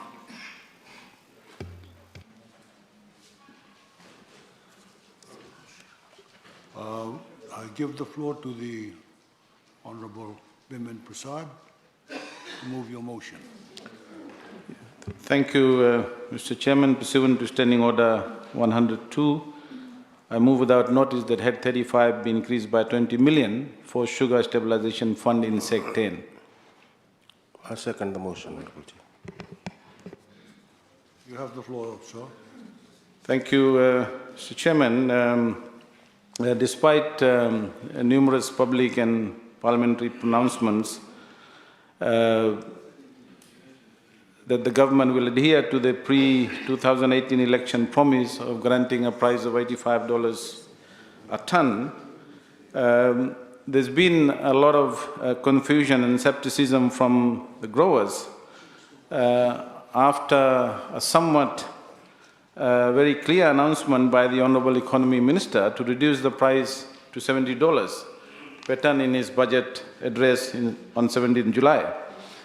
And what I'm going to say, Mr. Chairman, perhaps will clarify as to why we were concerned about it and why the farmers were concerned about it. And in fact, if I may say so, there are in fact public justifications by the Minister himself when we raised the issue. And it was only after 6 days, Mr. Chairman, after the Honourable Economy Minister's announcement, the Permanent Secretary in the Prime Minister's office then said that growers will be paid $85 per tonne, and that the $70 is a guarantee on first 3 cane payments, with government ensuring the guaranteed price in the last payment or 4th payment in October 2021 for the current season. So what concerned us, Mr. Chairman, firstly, as per the Master Award, there are 5 payments, not 4. And I think this is where the confusion is. First, if I may just give you a bit of a detail, the first there is a delivery payment, paid 3 weeks after each harvesting minus all harvesting and transportation expenses. This is actually paid to each grower 3 weeks after his crop is delivered to the mill, at the same time that the cane cutters are also paid. And this is once or twice, at most 3 times in a season, depending on how frequent one's crop is harvested and delivered. Actually, the first payment is 60% of forecast price. Mr. Chair, if government is saying that $70 price announced is also guarantee, is to guarantee the first 3 payments. Was the delivery payment then of $39.50 per ton, or 60% of forecast price guaranteed or topped up? So that's the first question. This is it's a mandatory requirement, and here I go back to the COVID-19 supplementary budget, where 50 million was given to FSC and 30 million for stabilization fund. And I remember the Honorable Economy Minister stating that 50 million was to guarantee FSC's delivery payment. So, Mr. Chairman, even if this was done for argument's sake, then how come the allocation in the current budget will guarantee the first 3 payments when the budget is not even legislated? And then what about the stabilization fund allocation of 30 million? What would that be for? So, Mr. Chair, 80 million, 50 million plus 30 million, in my view, is a lot of money. At the current rate of production, this amount can guarantee payments for 2 seasons. So, that's where the confusion arises again. Then, another 30 million has been allocated in the current budget, bringing it to almost 110 million. And so what is the rationale for those allocations and why it might be disregarded?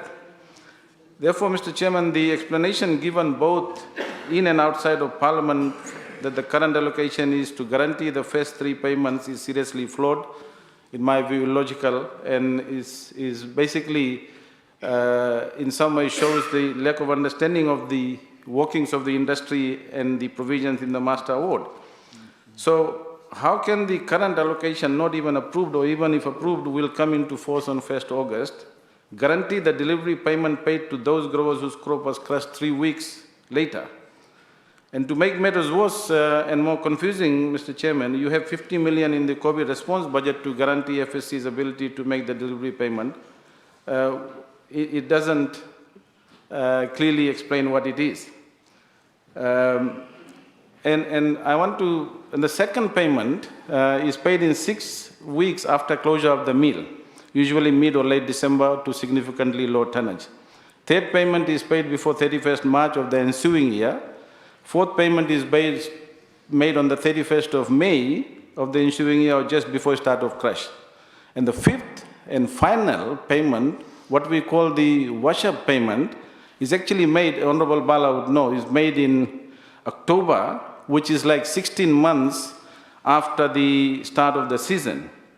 So, Mr. Chairman, with these 3 payments, is this government supposedly guaranteeing with the current allocation? And let me once again, say why the confusion was there, because the address by the Honorable Minister said the following: for 2 straight seasons, Mr. Speaker, say we paid our cane growers $85 per ton, even though the world price has been 60. The value far above the world market price. The last season's granted price will be paid at $85. But in the final 3rd season of the arrangement, we are reducing the guaranteed price for cane from $85 to $70. And then further on, the Honorable Minister also said, the Parenthood Assistance Program has been temporarily put on hold pending further review, and the guaranteed cane price for sugar has been reduced from $85 to $70 per ton.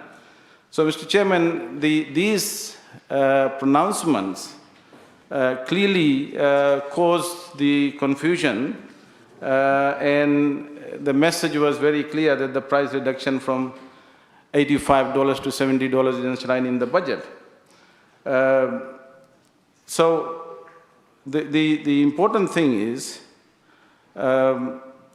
we need to be very clear whether the payments, the 5 payments, not the 3 payments, not the 4 payments, the 5, and that is why, Mr. Chairman, I'm moving that we increase the allocation so that the government's promise before in the 2017-18 budget of guaranteeing a minimum price of $85 is maintained and included in the budgetary provision. Thank you, Mr. Chairman. Thank you. Honorable Prime Minister, you have the floor. Chair, let me first of all say the forecast price for sugar is $65.89. $65.89. That's the forecast price. And as per the Master Award, delivery payment is based on the forecast price and not based on the guaranteed price. But as I've said, you, Honorable Biman Prasad, I want to find out what we're doing with the $30 million. Government will pay $85 per ton of cane to growers. The budget allocation of $30 million is a testimony that government will top up in the first, second, and third payment where growers will receive to provide buffers in their income. Sugar Stabilization Fund, Chair, which has been set aside to support payment of the guaranteed price of $85 per ton to farmers. Thank you. Honorable Minister. Just to clarify and re-echo the sentiments of the Honourable Prime Minister, Honourable Prasad, you do know, like Mahendra Chaudhary, which both of you jumped on the bandwagon, the Master Award is based on the forecast price. It is based on the forecast price. It's not based on the guaranteed price. The guaranteed price is something over and above the world market price that the government itself put in place. Now, if you look at the history, and in fact, I'm just trying to pull out the figures. I had it here. If you look at the price that was paid by ton to cane farmers since 1987, they've never received so much. In fact, the highest that was under the Benny Marama government, $88 a ton. So obviously, this $85 was to essentially give a particular level of security to cane farmers for them to invest, knowing that they'll get 85. They won't be subject to market fluctuations. $63. Previous year was $61. So we pay the difference. The example that you have used, about the $1,000 per child, it's suspended for this year. In the same way, we wanted to be... No, yeah, I know, but it does not mean there's a correlation, but there is a correlation from the perspective of allocation of funds. So we wanted to be transparent and to be able to say, look guys, we need to actually take a breather, everybody else is taking a breather, the civil servants are getting paid overtime in lieu, other people, they're not giving maritime allowance, there's cuts everywhere. You will actually, for the next 1 year, in this financial year, the 2021 financial year, instead of it being based on 85, it will be based on 70. That is still above the market price, the award price, which is $63. So we'll be paying $7 more. In the wash-up, we will pay the $85. In other words, those farmers in the 2021, 2022 will get the entire $85 being given to them. We cannot pay it now because we have financial constraints. That's fundamentally the reason for it. And that's what we've clarified. I mean, we have also been, as you know, if you look at the level of assistance that's been given to cane farmers, we never had this type of assistance before. You know that, Honourable Prasad. If we're being frank about it. CRP in 1998. No, but not as much as you know that. Come on, you know that. 300. You know that. And the amount of money has been put into FSC. Recently, FSC actually defaulted on some of its long-term loans. We actually had to step in. It was government guaranteed. We stepped in and paid the loan for FNPF. We're stepping in to pay other loans exposure to FDB, which we have to do. Obviously, the mills need to operate. So my point being is that the announcement in the budget was for this financial year. In the same way, if we want to draw a linkage in the same sentence, if I mention about the $1,000 per child, it may be reinstituted next year. But most certainly with the farmers, what we are saying is that we are temporarily suspending our promise about the $85 to $70 for this financial year, but we will make up for it in the next financial year when the money will be allocated, because we believe we'll be in a better financial position then to be able to make up for it. And we have, in the same way, the second season, first season is finished when we offered the guarantee. This second season, the wash-up will be in this financial year, so the $85 is here for them to be paid. So they will receive the $85, and then subsequently the payments that are due in this financial year for the next season, which is the third season, they will be paid $70. And there won't be a shortfall because we've done the calculations. So let me get this clarified again. So you're saying that the guaranteed price is not the difference between the forecast price and $85. It's the world market price that you're talking about. No, yeah. No. What I'm saying is, you're saying that they will get $85. That's fine, but you're saying it's not the difference between the forecast price and the 85. So it's not based on forecast price. See, the forecast price, as the Honourable Prime Minister read, is $65. Yeah. Right? So the next payments for the next season is what we are paying is apart from the $65, the $5 difference government will pay from this allocation, right? And then, obviously, if it was normal times, we would have paid the difference between 65 and 85. That's what I'm Yeah, asking. so what we're saying is that we'll pay 65 to 70, Yeah. and then in the wash-up, we'll pay the entire difference. That's now clear. Yeah, okay, thank you. Please tell Mahendra Chaudhary that too, whilst you're talking to him, when you talk to him. Yeah. Honorable Kurundrani, you have the floor. Thank you, Mr. Chair. I note that the additional 50 million that was allocated on COVID-19 response budget in Seg 10 as support to FSC. Mr. Chair, can the Honourable Prime Minister and Minister for Sugar clarify how that 50 million was utilized? Thank you, Chair. That was a one-off payment that was budgeted in the COVID 2019-2020 budget. Government in the revised 29-2020 budget allocated funding of 50 million as support to FSC. Government through FSC aims to cover the difference between the cane price of $11 per ton and the $85 per ton price floor to be paid to the sugarcane farmers. That's all. Thank you. Yes, Honorable Kurundrani. Mr. Chair, thank you. Still on Seg 10, I note that all the allocations under R are under R, with a few changes from previous allocations. Can the Minister clarify if the funds allocated for these activities were fully utilized? If not, how much was utilized and the balance of the allocation from last year? The Sugar Development Fund, Farmers Assistance, the cane cartage to Penang to Rarawai, we decide subsidy.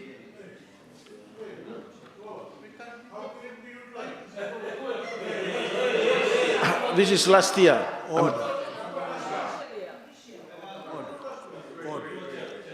He's telling, listen to Doc. He's telling you what No, I'm no. going to tell you. Tell him, Doc.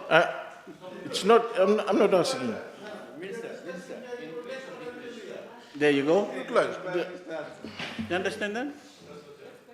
I'm trying to ask the Prime Minister, what was the balance? If all those funds were all utilized, if not, then what was the balance? How do you... Provide, Honourable Member, the year, if you're talking about 1920, yeah. 1920 is not ended. It actually ends tomorrow, the last day. If you go to all the ministries now, there are certain funds that they have under R, there are certain funds that are actually not under R. So we don't know the expenditures they have incurred. It takes the next few weeks to know the actuals as opposed to the budget. So we can tell you the actuals and the utilization or underutilization or overutilization because sometimes they're also via funds. So that'll take place in the next few weeks' time. Thank you. Thank you.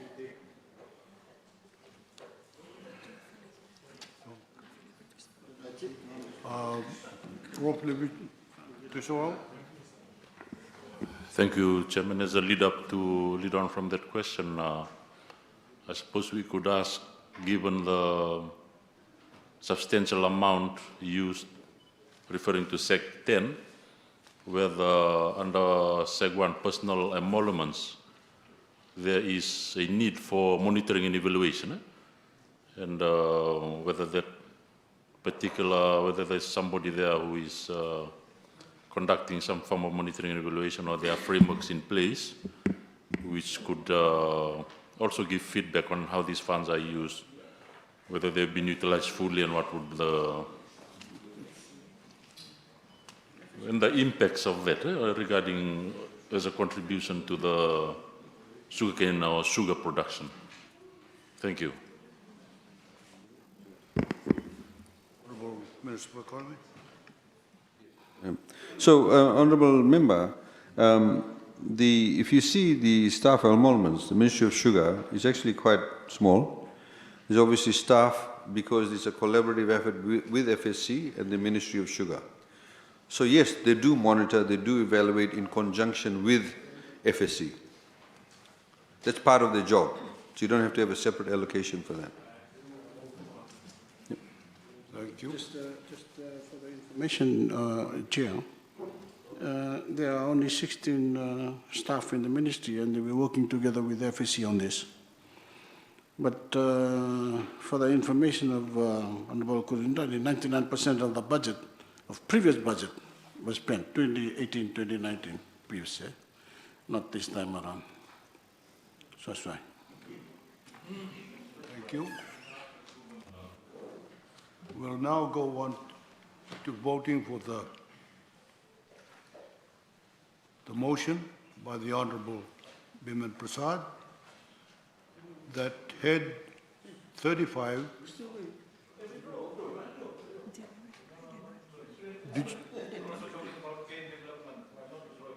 Speaker.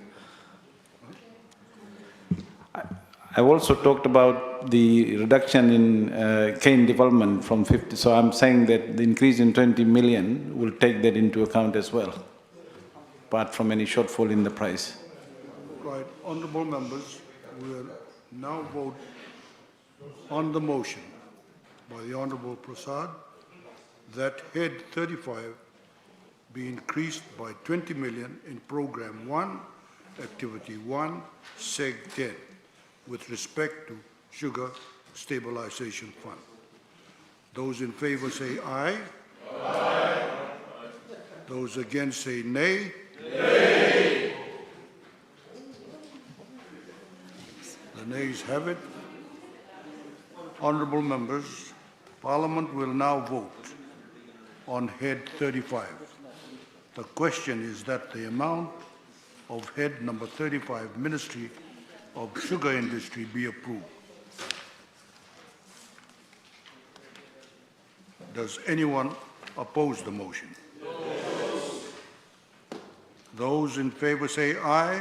Aye. Those against say nay. Nay.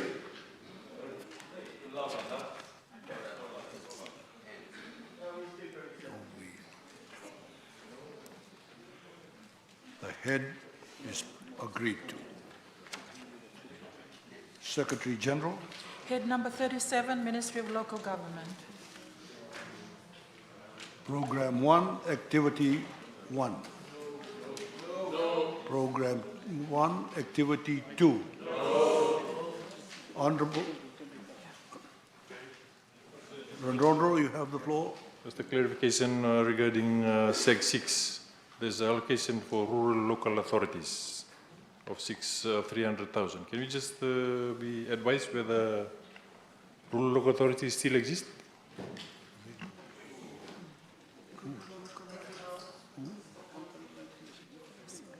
As you know, rural local authority is now under municipal council.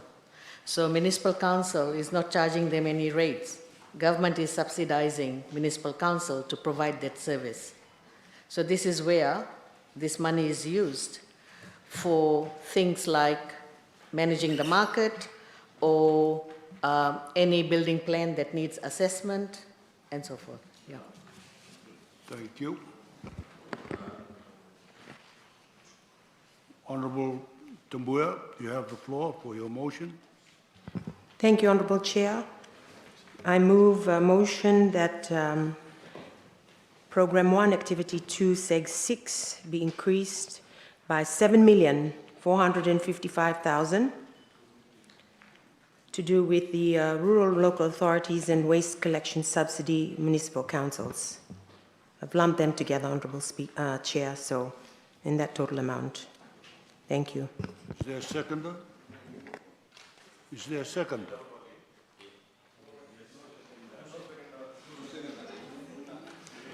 Honorable Tambuya, you have the floor. Thank you, Honorable Chair.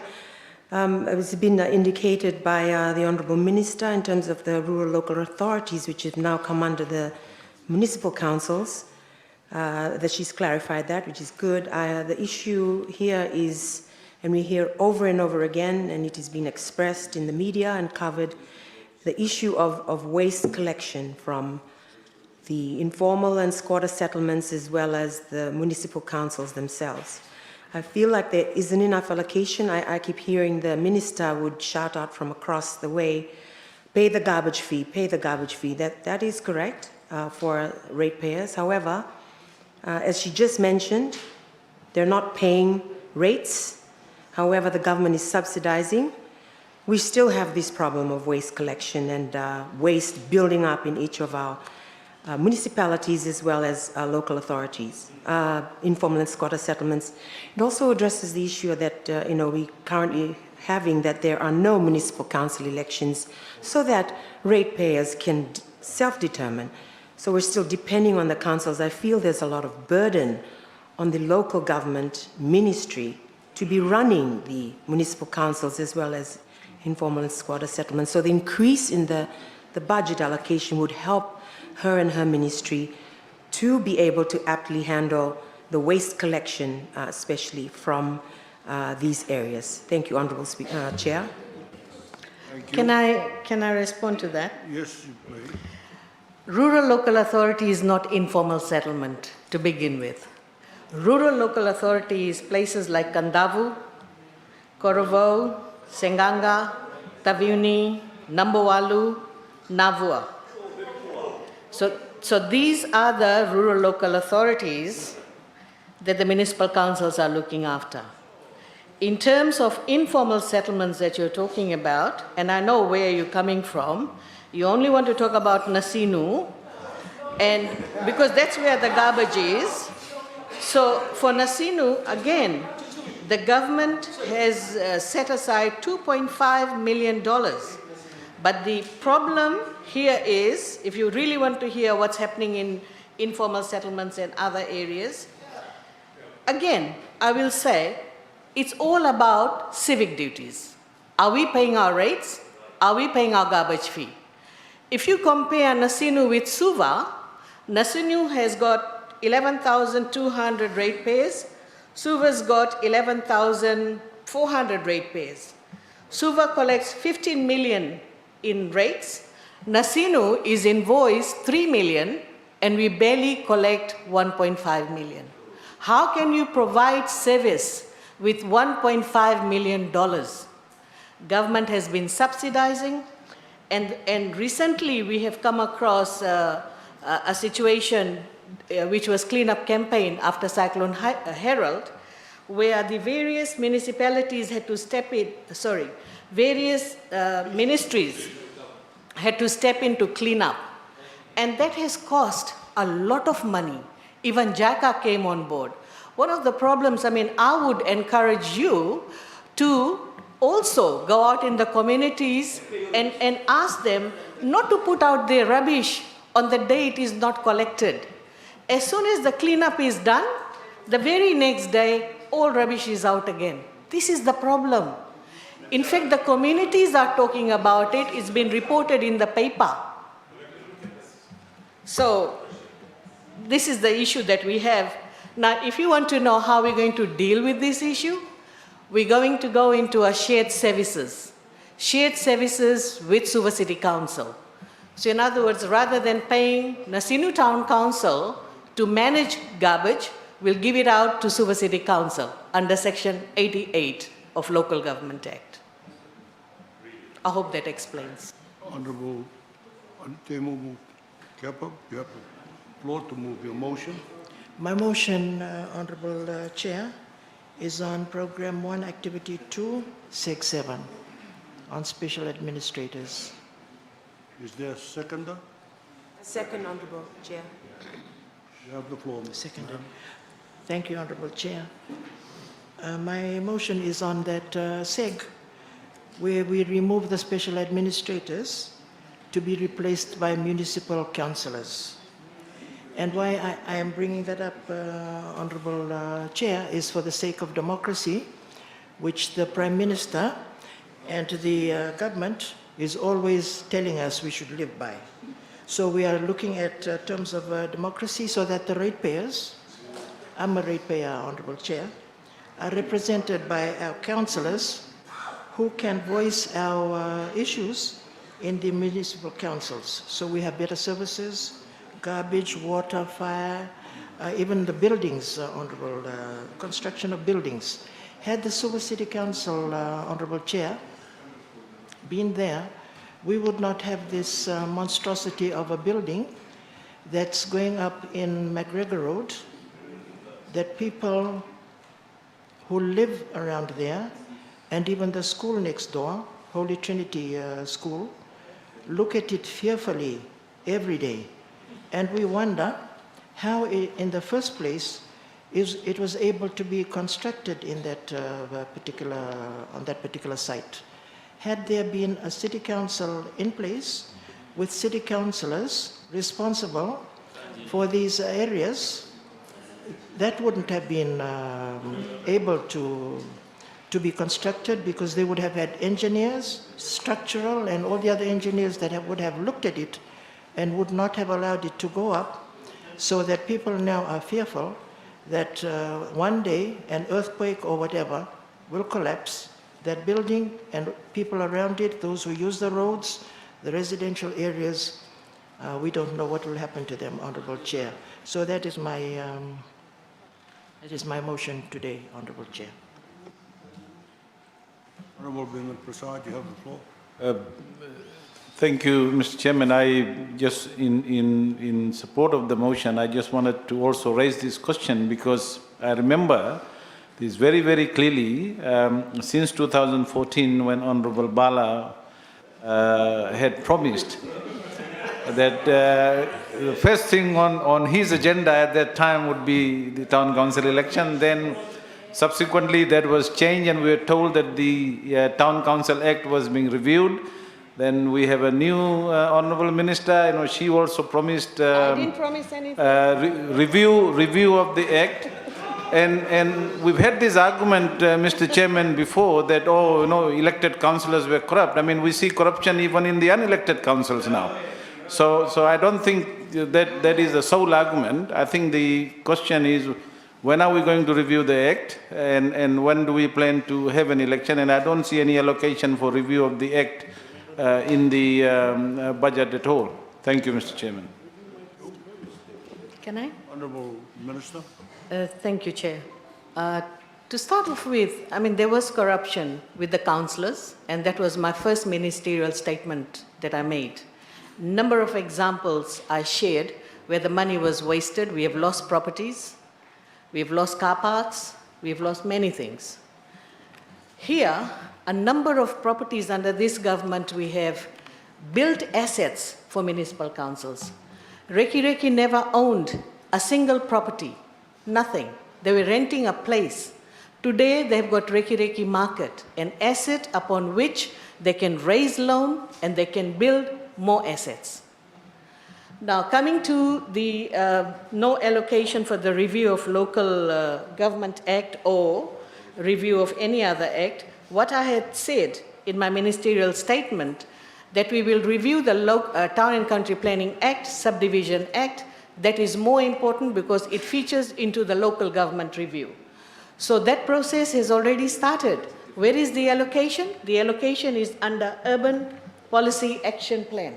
That's where the allocation is. Thank you. We will now vote.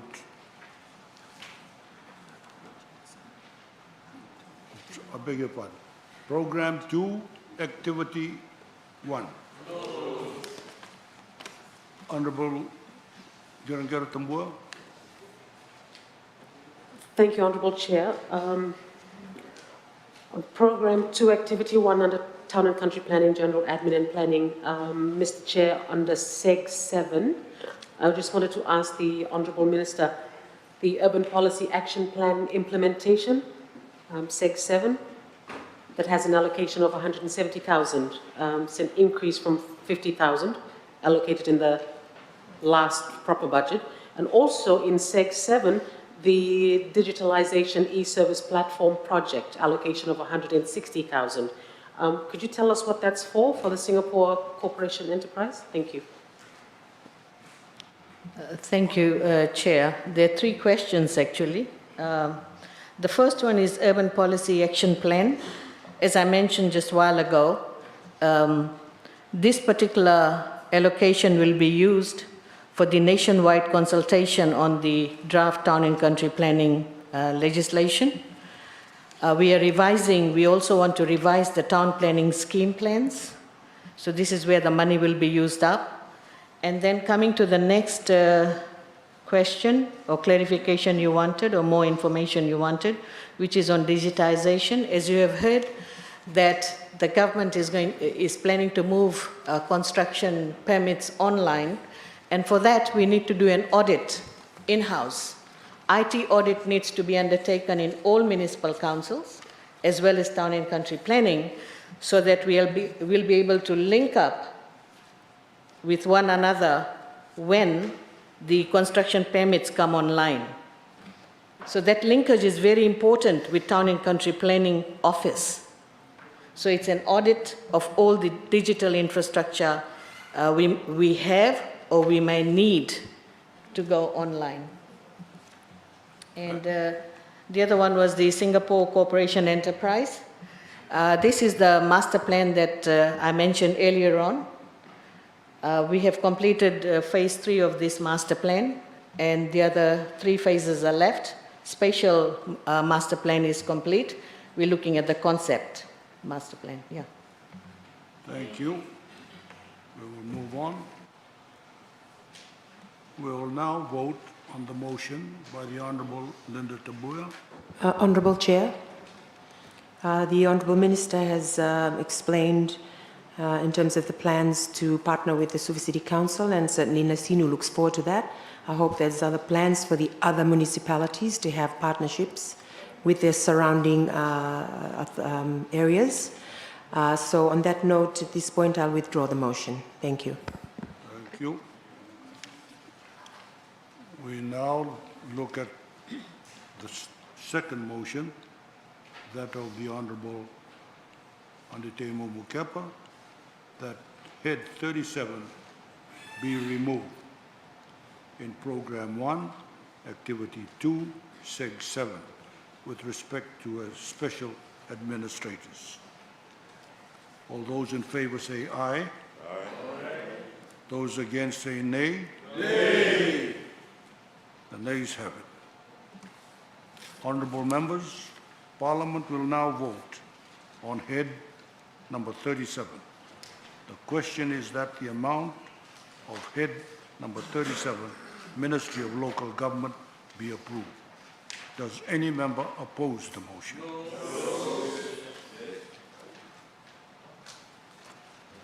The head is agreed to.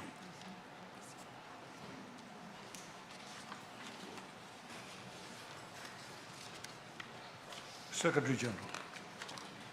Head number 40, Minister of Infrastructure and Meteorological Services.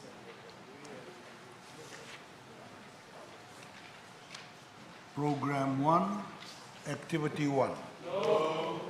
Program, Honourable Aseri. Chair, thank you very much. Just a clarification in terms of SEG 1, an increase that has been provided there from 477 to 659. Can we get clarification from the Minister that this will be relating to additional staff being engaged at the ministry level? Chair, this is not new staff. This is just reallocation of the funds, so it's not sufficient to accommodate all the serving staff in this particular area. Program 2, Activity 1. No. Program 2, Activity 2. No. Honourable Sokuru, you have the floor. Thank you, Chair. Just need a clarification from Honourable Minister on the Activity 2, Seg 8, upgrade of outer island stations, on the status of the upgrade at Viwa and Undu Point.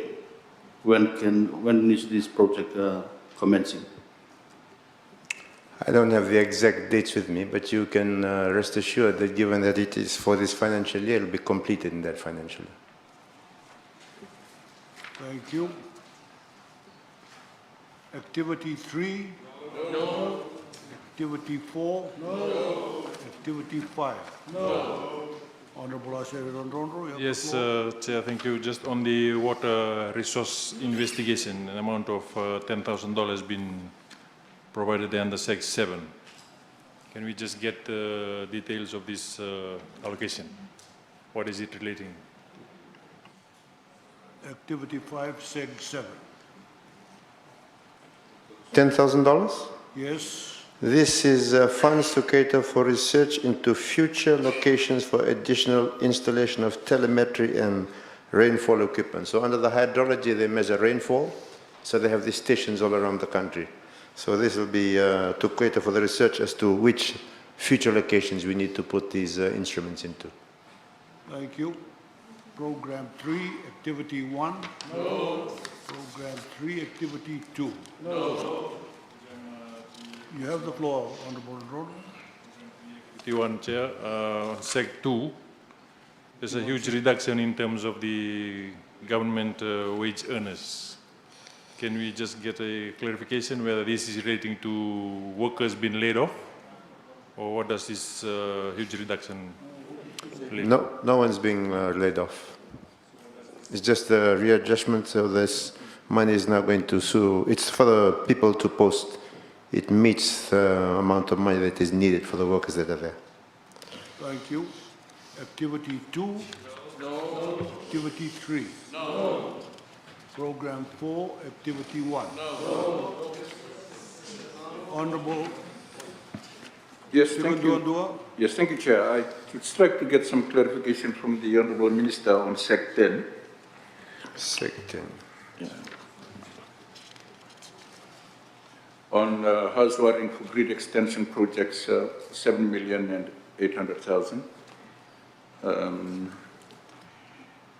If he has information in terms of the grid extensions that were left over from Tropical Cyclone Winston that are covered under this particular expenditure, that's my question. Thank you.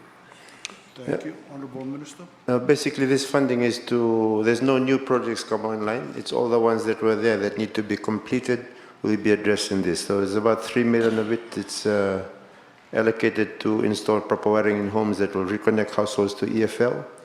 And another 4 million is rollover for house wiring. So this is in line with our target to get access to electricity to everybody, to all the households in Fiji by 2021, which is our original target. Thank you. Chair, sorry, just by way of clarification, does the Minister have a list with him at the moment in terms of those projects that are covered under the explanation he just gave?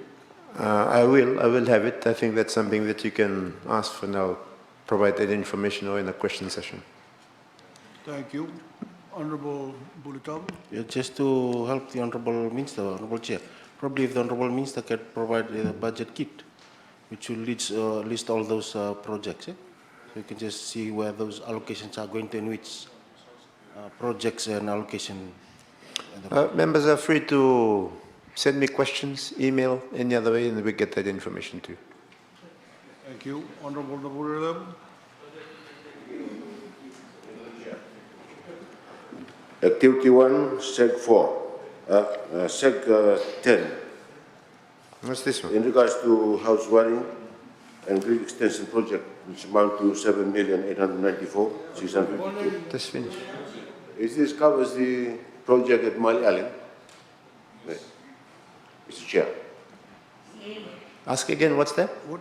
Is that project covers the project at Mali Island which they have been promised? I didn't understand. Island? Island of Mali. This is grid extension. Yeah.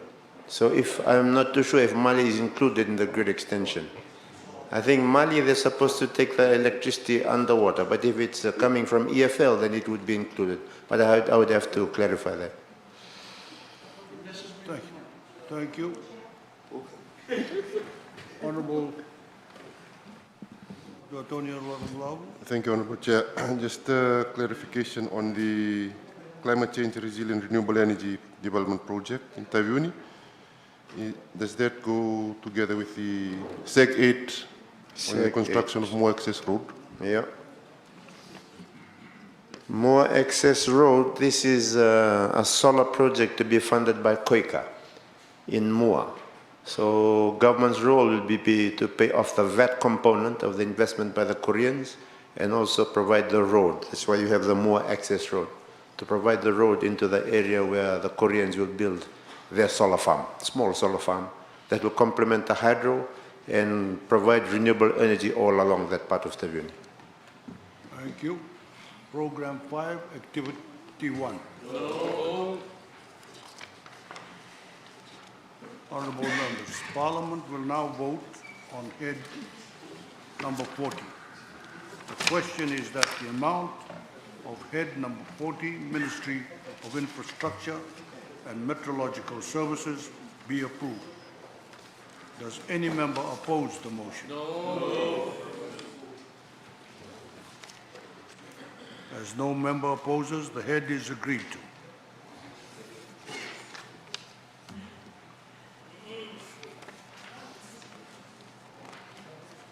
Secretary General. Head number 41, Water Authority of Fiji. Program 1, Activity 1. Honorable Terengara Tambua. Thank you, Honourable Chair. Just want to ask the Honourable Minister on this head, just clarification, because we've got no details and also because the Water Authority, uses so much of public money and has not been able to table annual reports on time. I know that compared to the COVID-19 budget, the operational grant has reduced by about $7 million, but the capital grant has increased by 10 million. So could the Minister just please update us on the staffing situation at Water Authority right now in light of the contract situation of hundreds of workers last year, and how WAF can expect to carry through with increased capital expenditure with less staff? Thank you, Chair. A lot of the positions that you're talking about were project posts. In terms of the substantive staff in Water Authority, they're still in place. And now they're looking to reorient the staffing, moving away from more the corporate service to try to put more people into the more operational spots. In terms of the annual accounts, we are looking there. I think they've just finished, or about to finish, the 2017, and they're looking to finish off 2018 and 2019 is now before the Auditor General's office. As the AG has pointed out, sometimes the hold-up in some of these annual reports is also because of the large number of annual accounts that have to be addressed by the Auditor General's office. So it is a concern. It's something that's been relayed to the board, and they are working on getting their annual reports up to date. Thank you. Honourable members, Parliament will now vote on head number 41. The question is that the amount of head number 41, Water Authority of Fiji, be approved. Does any member oppose the motion? No. The head is agreed to. Secretary General. Head number 42, Ministry of Waterways and Environment. Program 1, Activity 1.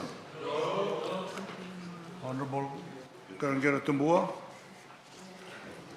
Thank you, Honourable Chair. Question for the Minister in SEG 5. SEG 5 has an allocation of $45,000 for software license. It was the same amount in the COVID-19 budget, but it was costed at about $100,000 in the real 2019 to 2020 budget. So it was about 83 and it was about 83,000 in the 2018-2019 budget.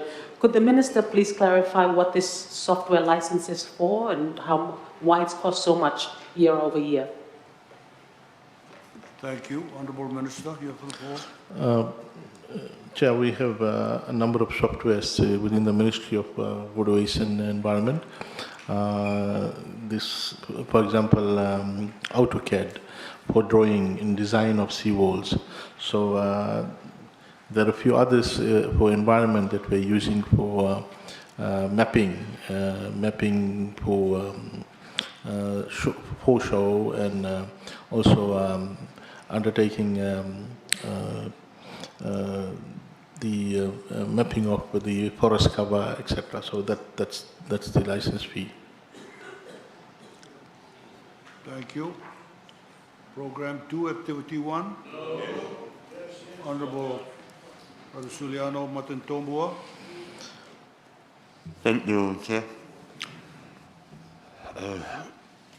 Sector 8, Honorable Chair. On coastal erosion protection work. This is for the seawall thing.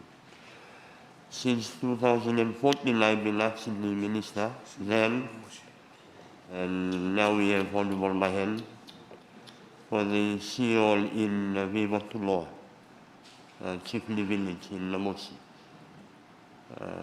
Then the Minister clarifies Vivatuloa is included in the list.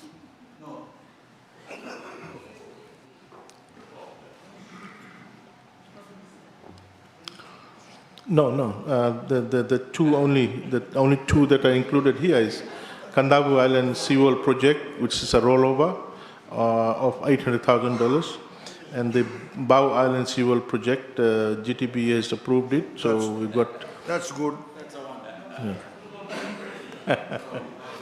0.9 million is for that. Yeah.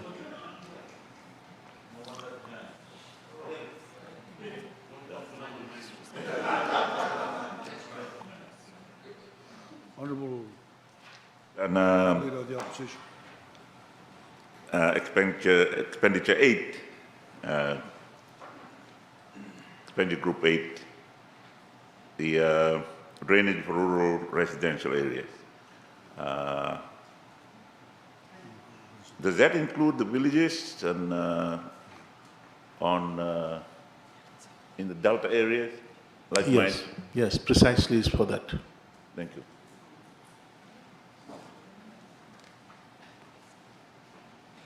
Give the floor to the Honorable Andite Mumu Kepa to move her motion. Thank you, Honorable Chair. My motion is on Program 2, Activity 1, Seg 8, and it's on that particular item that Honorable Leader of Opposition has just mentioned, which is the drainage for rural residential areas. My motion is to increase by 100,000 this particular allocation, Honorable Chair. Honorable Chair, I second the motion. Thank you. You have the floor, Honorable. Thank you, Chair. Yeah, It's heartening to hear from Honorable Minister that this includes the village areas too, because with the changing weather patterns, global warming, more and more rain, and with the poor drainage and more frequent rainfall, we have clogged drains and frequent flooding in our villages, where this impacts on the children who are going to schools and also the workers to catch their transport. So this means that villages in the low-lying delta areas like Waibo, Nandoi, Nukutumbu, also villages in northern Enriqueti and Toka Toka are impacted by this. That is why my motion is to increase this amount, because I don't think that this amount is sufficient to look at all the villages that are likely to be flooded during heavy rains. Thank you, Chair. So, Chair, so does it mean that she's saying that she has estimated the entire Fiji's drainage requirement and it will be done by 0.9 million, and we have got an allocation of 800,000, so that's why she's saying she needs 100,000 more. Chair. What is this 100,000 more for? Chair, I know that he can work magic. He can work magic and he'll be able to get it done. Thank you, Chair. Now, Minister, we all got that on paper. You can work magic. We thought only someone up there can do it. So, thank you. Program 3, Activity 1. Honorable Bimin Prasad, and then now. Mr. Chairman, this is a general question to the Honorable Minister on Environmental Management. I remember during the interim government's term, there was a natural resource inventory work that we did. In fact, I led that work. And one of the objectives of the natural resource inventory commissioned by the ministry at that time was to ensure that the government has a good sense of what is the stock of natural resources in the country, and it was left as a work in progress because we couldn't get all the data, but I think there was a commitment to also do the value of those natural resources. So I'm just keen whether the minister has seen that report and is there any progress in looking at the actual value of the natural resources stock? Because if you're talking about environmental management, Mr. Chairman, and if you want to have an effective program, you actually need to understand what's there and where they are. Thank you. Thank you. Yes, Chair, what Honorable Prasad is talking about is the State of Environment report. The State of Environment... No, actually, Mr. Chairman, the state of the environment is different. I'm talking about a natural resource inventory, which was done. In other words, the stock of natural resources in the country, including biodiversity. And then the next stage would be to do some valuation and put a value so we can... And it's a big work, so I'm not suggesting that he does that, but I'm saying whether there was some progress in that.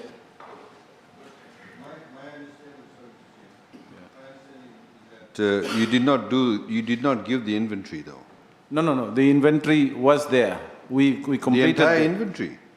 In time. The entire inventory, and you valued the inventory? No. The valuation part was another exercise, and that was what the ministry was supposed to undertake further. So I was just asking whether there was any progress made on it. How much was your consultancy fee? I can tell you later. It was a very small amount, I can tell you that. Chair, the two things. The state of the stock of natural resources, that is being done by IUCN in collaboration with Ministry of Environment. The State of Environment report is it's in a draft state now. The Ministry of Environment had engaged the Terry Institute from India. So we intend, hopefully, to get it out by end of this year. Thank you. Honorable Wirananga Walker. Chair, thank you, Chair. Seg 6 and 8 is about Namboro landfill. Can I ask the Honorable Minister to give us an update on other landfills being developed around Fiji? The Chair, around Fiji, the only landfill we have is Namboro. The others are all dump sites. Namboro landfill, we are extending it. So there is an allocation to complete that work. So it's near completion to have another pit. So that's the allocation that we have in the budget is to complete that work. Honorable Chair, my question is on Program 3, Activity 1, SEG 8. And that is on the completion of the construction of Namboro landfill. My question to the Honorable Minister, if he can clarify this allocation, because last year there was talk of a tax-free zone going up in that area. If he can update us as to what consultations with the landowners have been taken so far in terms of this allocation for SEG 8. Thank you, Honorable Chair. Now, the two components. One is the extending the Namboro stage 2. That's what I just alluded to. The second part of your question is about the tax-free zone there to attract a possible investor to invest into recycling of the waste material. That tender was out. There was submissions. The tender committee met. I think the tender committee has now recommended, selected and recommended the name of the investor, a massive investment, if that gets through, to convert the waste into energy pellets and sell it to the grid. I think there was also discussion with FEA by the investor with regard to a potential tariff rate that they will get. So that's where it is at the moment. Thank you. If you can just consider at some point having consultations with the landowners, just bringing them up to date as to what the plans are for that particular stage in the landfill. Thank you. What is the locus standi for landowners in this? What is the locus standi for landowners in this? I think it's only proper that you do that. What is the locus standi? Local. So that you know it's only proper that you consult, just bring them up to date with what is happening. I think you need to do that. Honourable Member, with any changes to the landfill, should there be new stages, as part of the EIA assessment, all stakeholders are consulted, which will include everybody in that area. Anybody that's got a stake in it are invited to attend and can attend and will be consulted, all stakeholders. Everybody. Okay. Everybody. Through the EIA process. Honourable members, we will now vote on the motion by the Honourable Aditya Kepa that head 42 be increased by 100,000 in Program 2, Activity 1, Seg 8, with respect to drainage for rural residential areas. Those in favour say aye. Aye. Those against say nay. Nay. The nays have it. Honourable members, Parliament will now vote on head 42. The question is that the amount of head number 42, Ministry of Waterways and Environment, be approved. Does any member oppose the motion? No. Those in favour say aye. Aye. Those against say nay. Nay. The head is agreed to.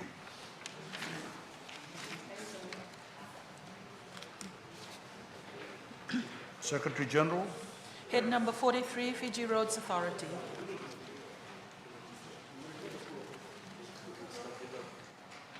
Program 1, Activity 1. No.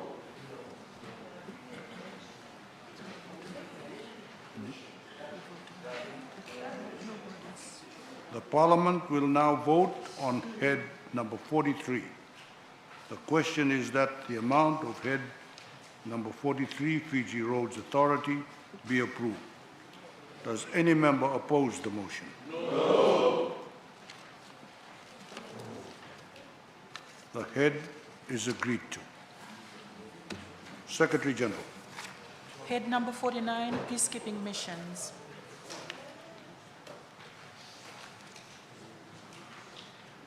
Program 1, Activity 1. Program 1, Activity 1. Thank you, Chairman. Just a general question on peacekeeping regarding the expenditure and income. The extent of refunds from UN regarding the expenditure on this item. If some clarification could be explained to the House. Thank you. Honourable. I don't have that figure, but can be provided at a later sitting. Thank you. Honourable Leader of the Opposition. Thank you, Mr. Chairman. Just a question on winter clothes. Sorry, are we into Program 1, Activity 1? Yeah. Winter clothing Program for the Activity 1, yes, yes. in Seg 5. Are these Fiji-based personnel? the support services. Program 1, Activity 1, Seg 5. Thank you, Chair. This is for the, we have now established in strategic headquarters a peace support operations. In Fiji? So, yes. And you yes, need winter clothing? Yes. No, because every now and then they travel to the mission areas. Oh, and that is why thank you. they are allocated, because whoever travels to the mission areas, depending on the season, then they have to be provided with winter clothing. Activity 2? No. Honorable Kirangaratamo, you had? Honorable Chair, I had a question still on that same program, Activity 1. Activity 1? Yes, please. Thank you. Thank you. Very quickly, under Seg 5 as well, Honorable Minister, the allocation for warlike stores, big drop from 1.14 million in the COVID-19 budget, now allocated 100,000. Could you clarify, please, Honorable Minister? Honorable Minister. Thank you, Mr. Chair. For warlike stores, we have been in the missions for quite a while. And every now and then it's just those that are worn out, that are damaged. When we talk about warlike stores, this is essentials like jerry cans, hot boxes, webbings, and things like that. So not every year we need to purchase these stores for, so it's just probably replacement. And of course they do a lot of local exercises before deployment. And this is where this funding is utilized for. Thank you. Activity 2? No. Activity 3? No. Program 2, Activity 1? No.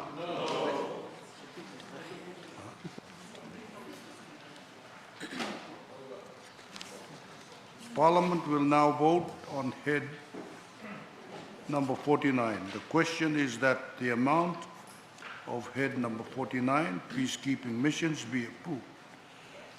Does any member oppose the motion? No. The head is agreed to.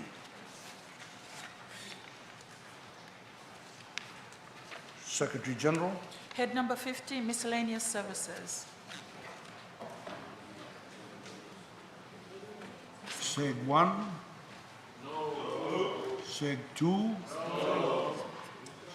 Seg 3, rather? No. Seg 5? No. Seg 6? No. Seg 7? No. Seg 8? No. Yes. Honorable Linda Tambuya. Thank you, Honorable Chair. Pursuant to Standing Order 102, I move without notice that Head 50 be decreased by $7 million in respect of the construction of the Prime Minister's office building. Seg. Yeah, where is it?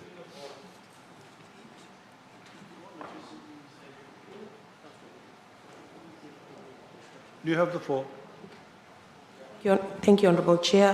This is a peculiar allocation, as mentioned in our budget addresses, especially given the financial climate we are in.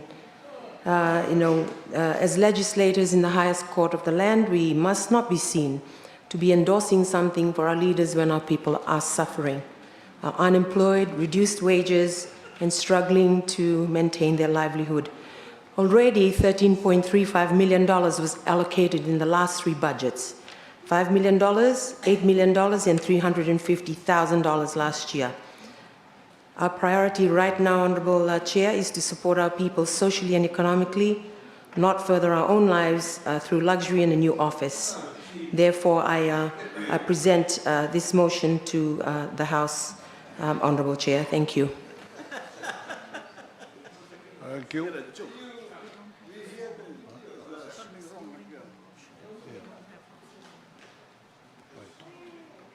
Upstairs, go on.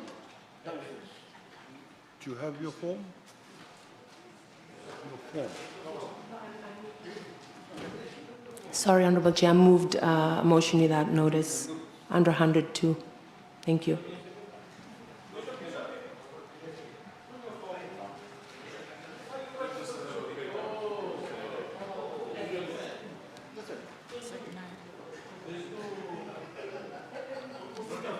Seg 9? Seg 8? Seg 10, rather.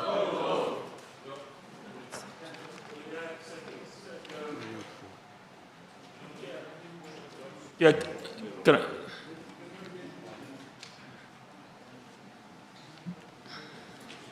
Honorable members, we'll now vote on the motion by the Honorable Linda Tambuya that 7 million be left out of head 50 in respect of program of Seg 8. All those in favor say aye. Those against say nay. Nay. The nays have it.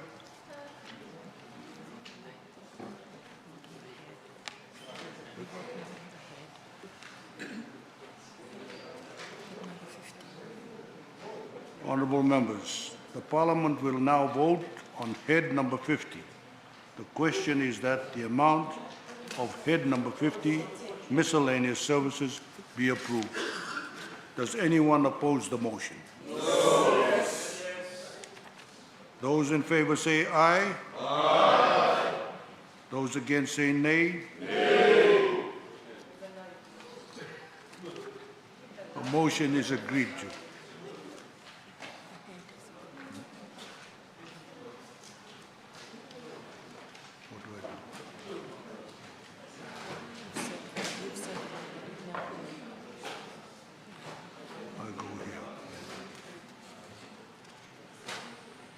Honorable members, Head 51 and Head 52 are standing appropriations, also called below-the-line appropriations.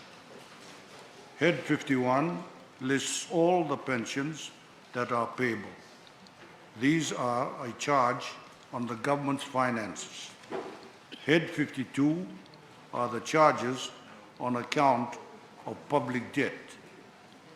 These numerous pages list all the information on interest and loans by the state. Neither head is voted upon because they must be paid and are therefore already catered for. Honorable members, that brings us to the end of the estimates. We shall now move to considering the schedules and clauses of the 2020-2021 Appropriation Bill 2020, Bill number 13 of 2020, as required by Standing Orders 101.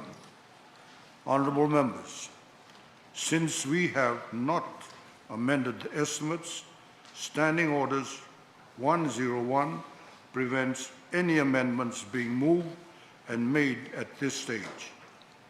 Standing Orders 101 Clause 3 also prevents any debate on these questions. Secretary General. Schedule 1. Honorable members, the Parliament will now vote. The question is that Schedule 1 stands part of the bill. Does any member oppose the motion? No.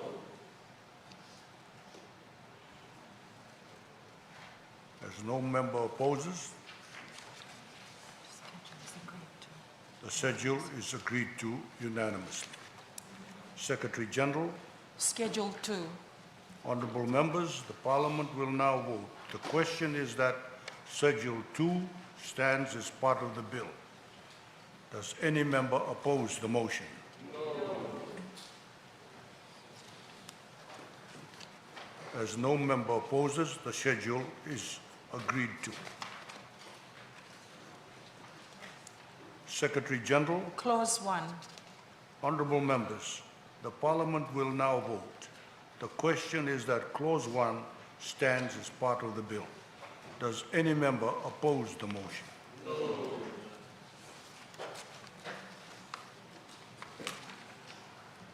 As no member opposes, the clause is agreed to. Secretary General. Clause 2. Honorable members, the Parliament will now vote. The question is that Clause 2 stands as part of the bill. Does any member oppose the motion? As no member opposes, the clause is agreed to. Secretary General, Clause 3. honorable members, the Parliament will now vote. The question is that Clause 3 stands as part of the bill. Does any member oppose the motion? As no member opposes,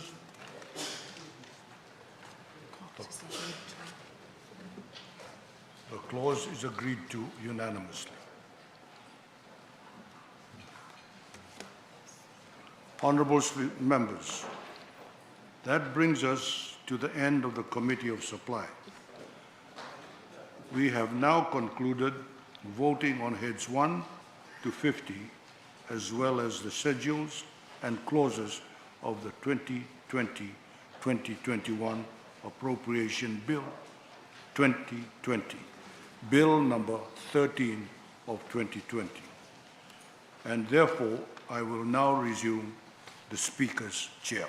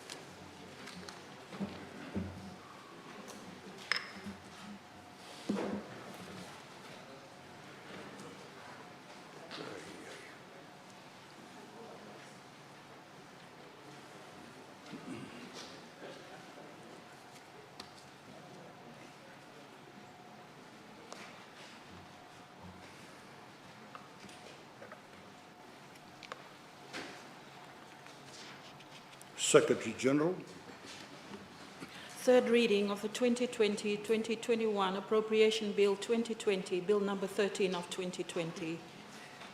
honorable members, the Committee of Supply has agreed to the 2020-2021 Appropriation Bill 2020 without amendment. On that note, I call upon the Attorney General and Minister for Economy, Civil Service and Communications, the Honorable Ayaz Syed Qayyum, to move the third reading of the appropriation bill. You have the floor, sir. Thank you, Mr. Speaker, sir. Mr. Speaker, sir, I move that the 2020-2021 Appropriation Bill 2020, Bill number 13 of 2020, be read a third time and be passed. Thank you. Honorable members, Parliament will now vote on the third reading. The question is that the 2020-2021 Appropriation Bill 2020, Bill number 13 of 2020, be read a third time and be passed. Does any member oppose the motion? Those in favor say aye. Aye. Those against say nay. Nay. The ayes have it.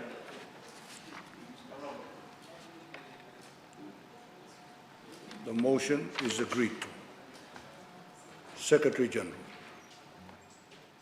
Bill for an Act to appropriate a sum of $3,211,019,121 for the ordinary services of government for the year ending 31 July 2021, Bill number 13 of 2020, enacted by the Parliament of the Republic of Fiji.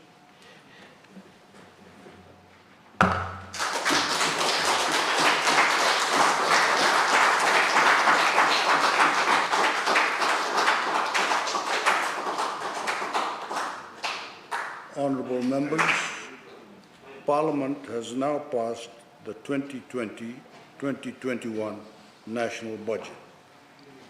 As I had alluded to earlier, the week-long budget process is essential and vital for Parliament to fulfill its constitutional obligation.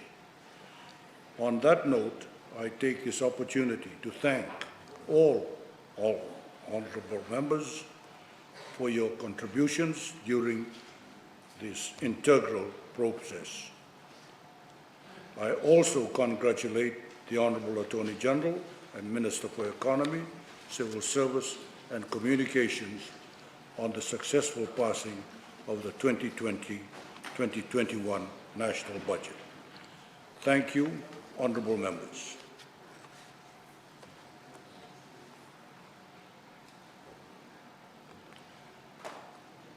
Secretary General. Consideration of bills.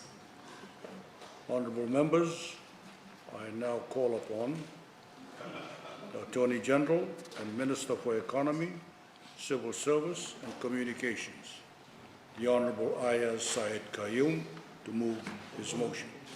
You have the floor, sir. Thank you, Mr. Speaker, sir. Mr. Speaker, sir, pursuant to Standing Order 51, I move that A, the Fiji Competition and Consumer Commission Budget Amendment Bill 2020 be considered by Parliament without delay. The bill must pass through one stage at a single sitting of Parliament. The bill must not be referred to a standing committee or other committee of Parliament.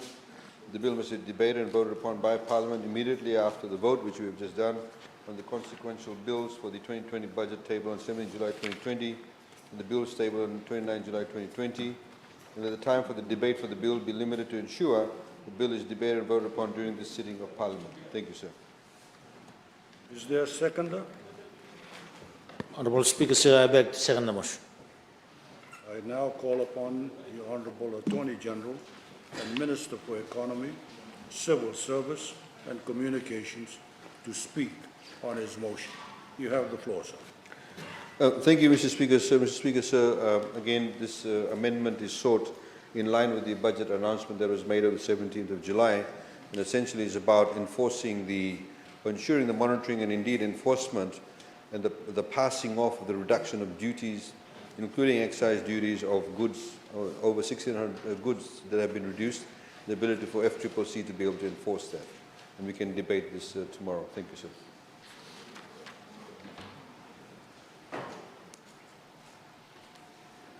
Honourable members, the floor is now open for debate on this motion. As no other member wishes to speak, I now call upon the Honourable Attorney General and the Minister for Economy, Civil Service and Communications to speak in reply. You have the floor, sir. Thank you, sir. Mr. Speaker, sir, I have no further comments until we debate this. I'd like to just bring to the attention of yourself, sir, which you are also aware, and to the other members of Parliament, that the number of consequential bills that were actually tabled on the 17th of July, there's about 4 of them where we've picked up a couple of typographical errors, which we have now circulated to you, to the honourable members, and you'll see the marked up copies. There's one in particular that is more to do with the finalization of the tariff codes. A number of matters had to be addressed to the industry, which we have also addressed, and you see it all marked up, and you can compare it to what was tabled on the 17th of July. So there's about 4 of them, which will be also circulated. Thank you, sir.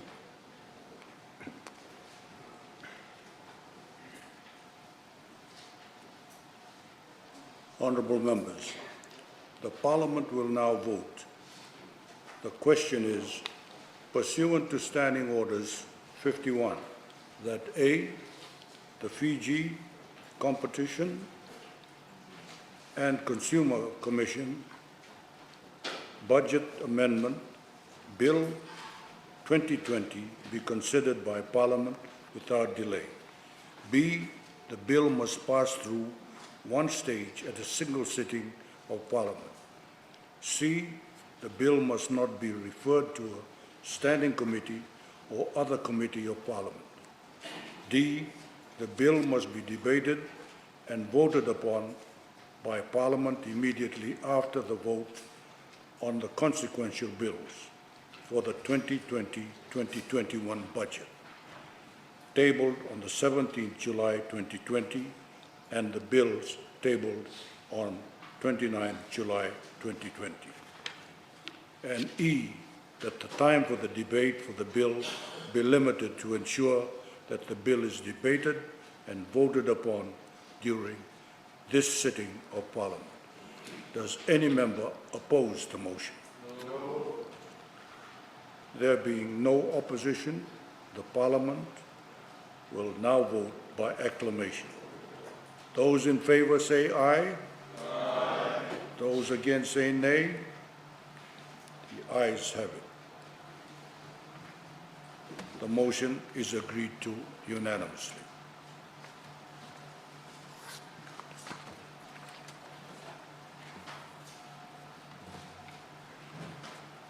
The next item on the agenda is the adjournment. Honourable members, I thank you for your cooperation during this session on this agenda item that we've been considering over the last couple of days. And I now adjourn Parliament till tomorrow morning at 9:30 a.m. We adjourn.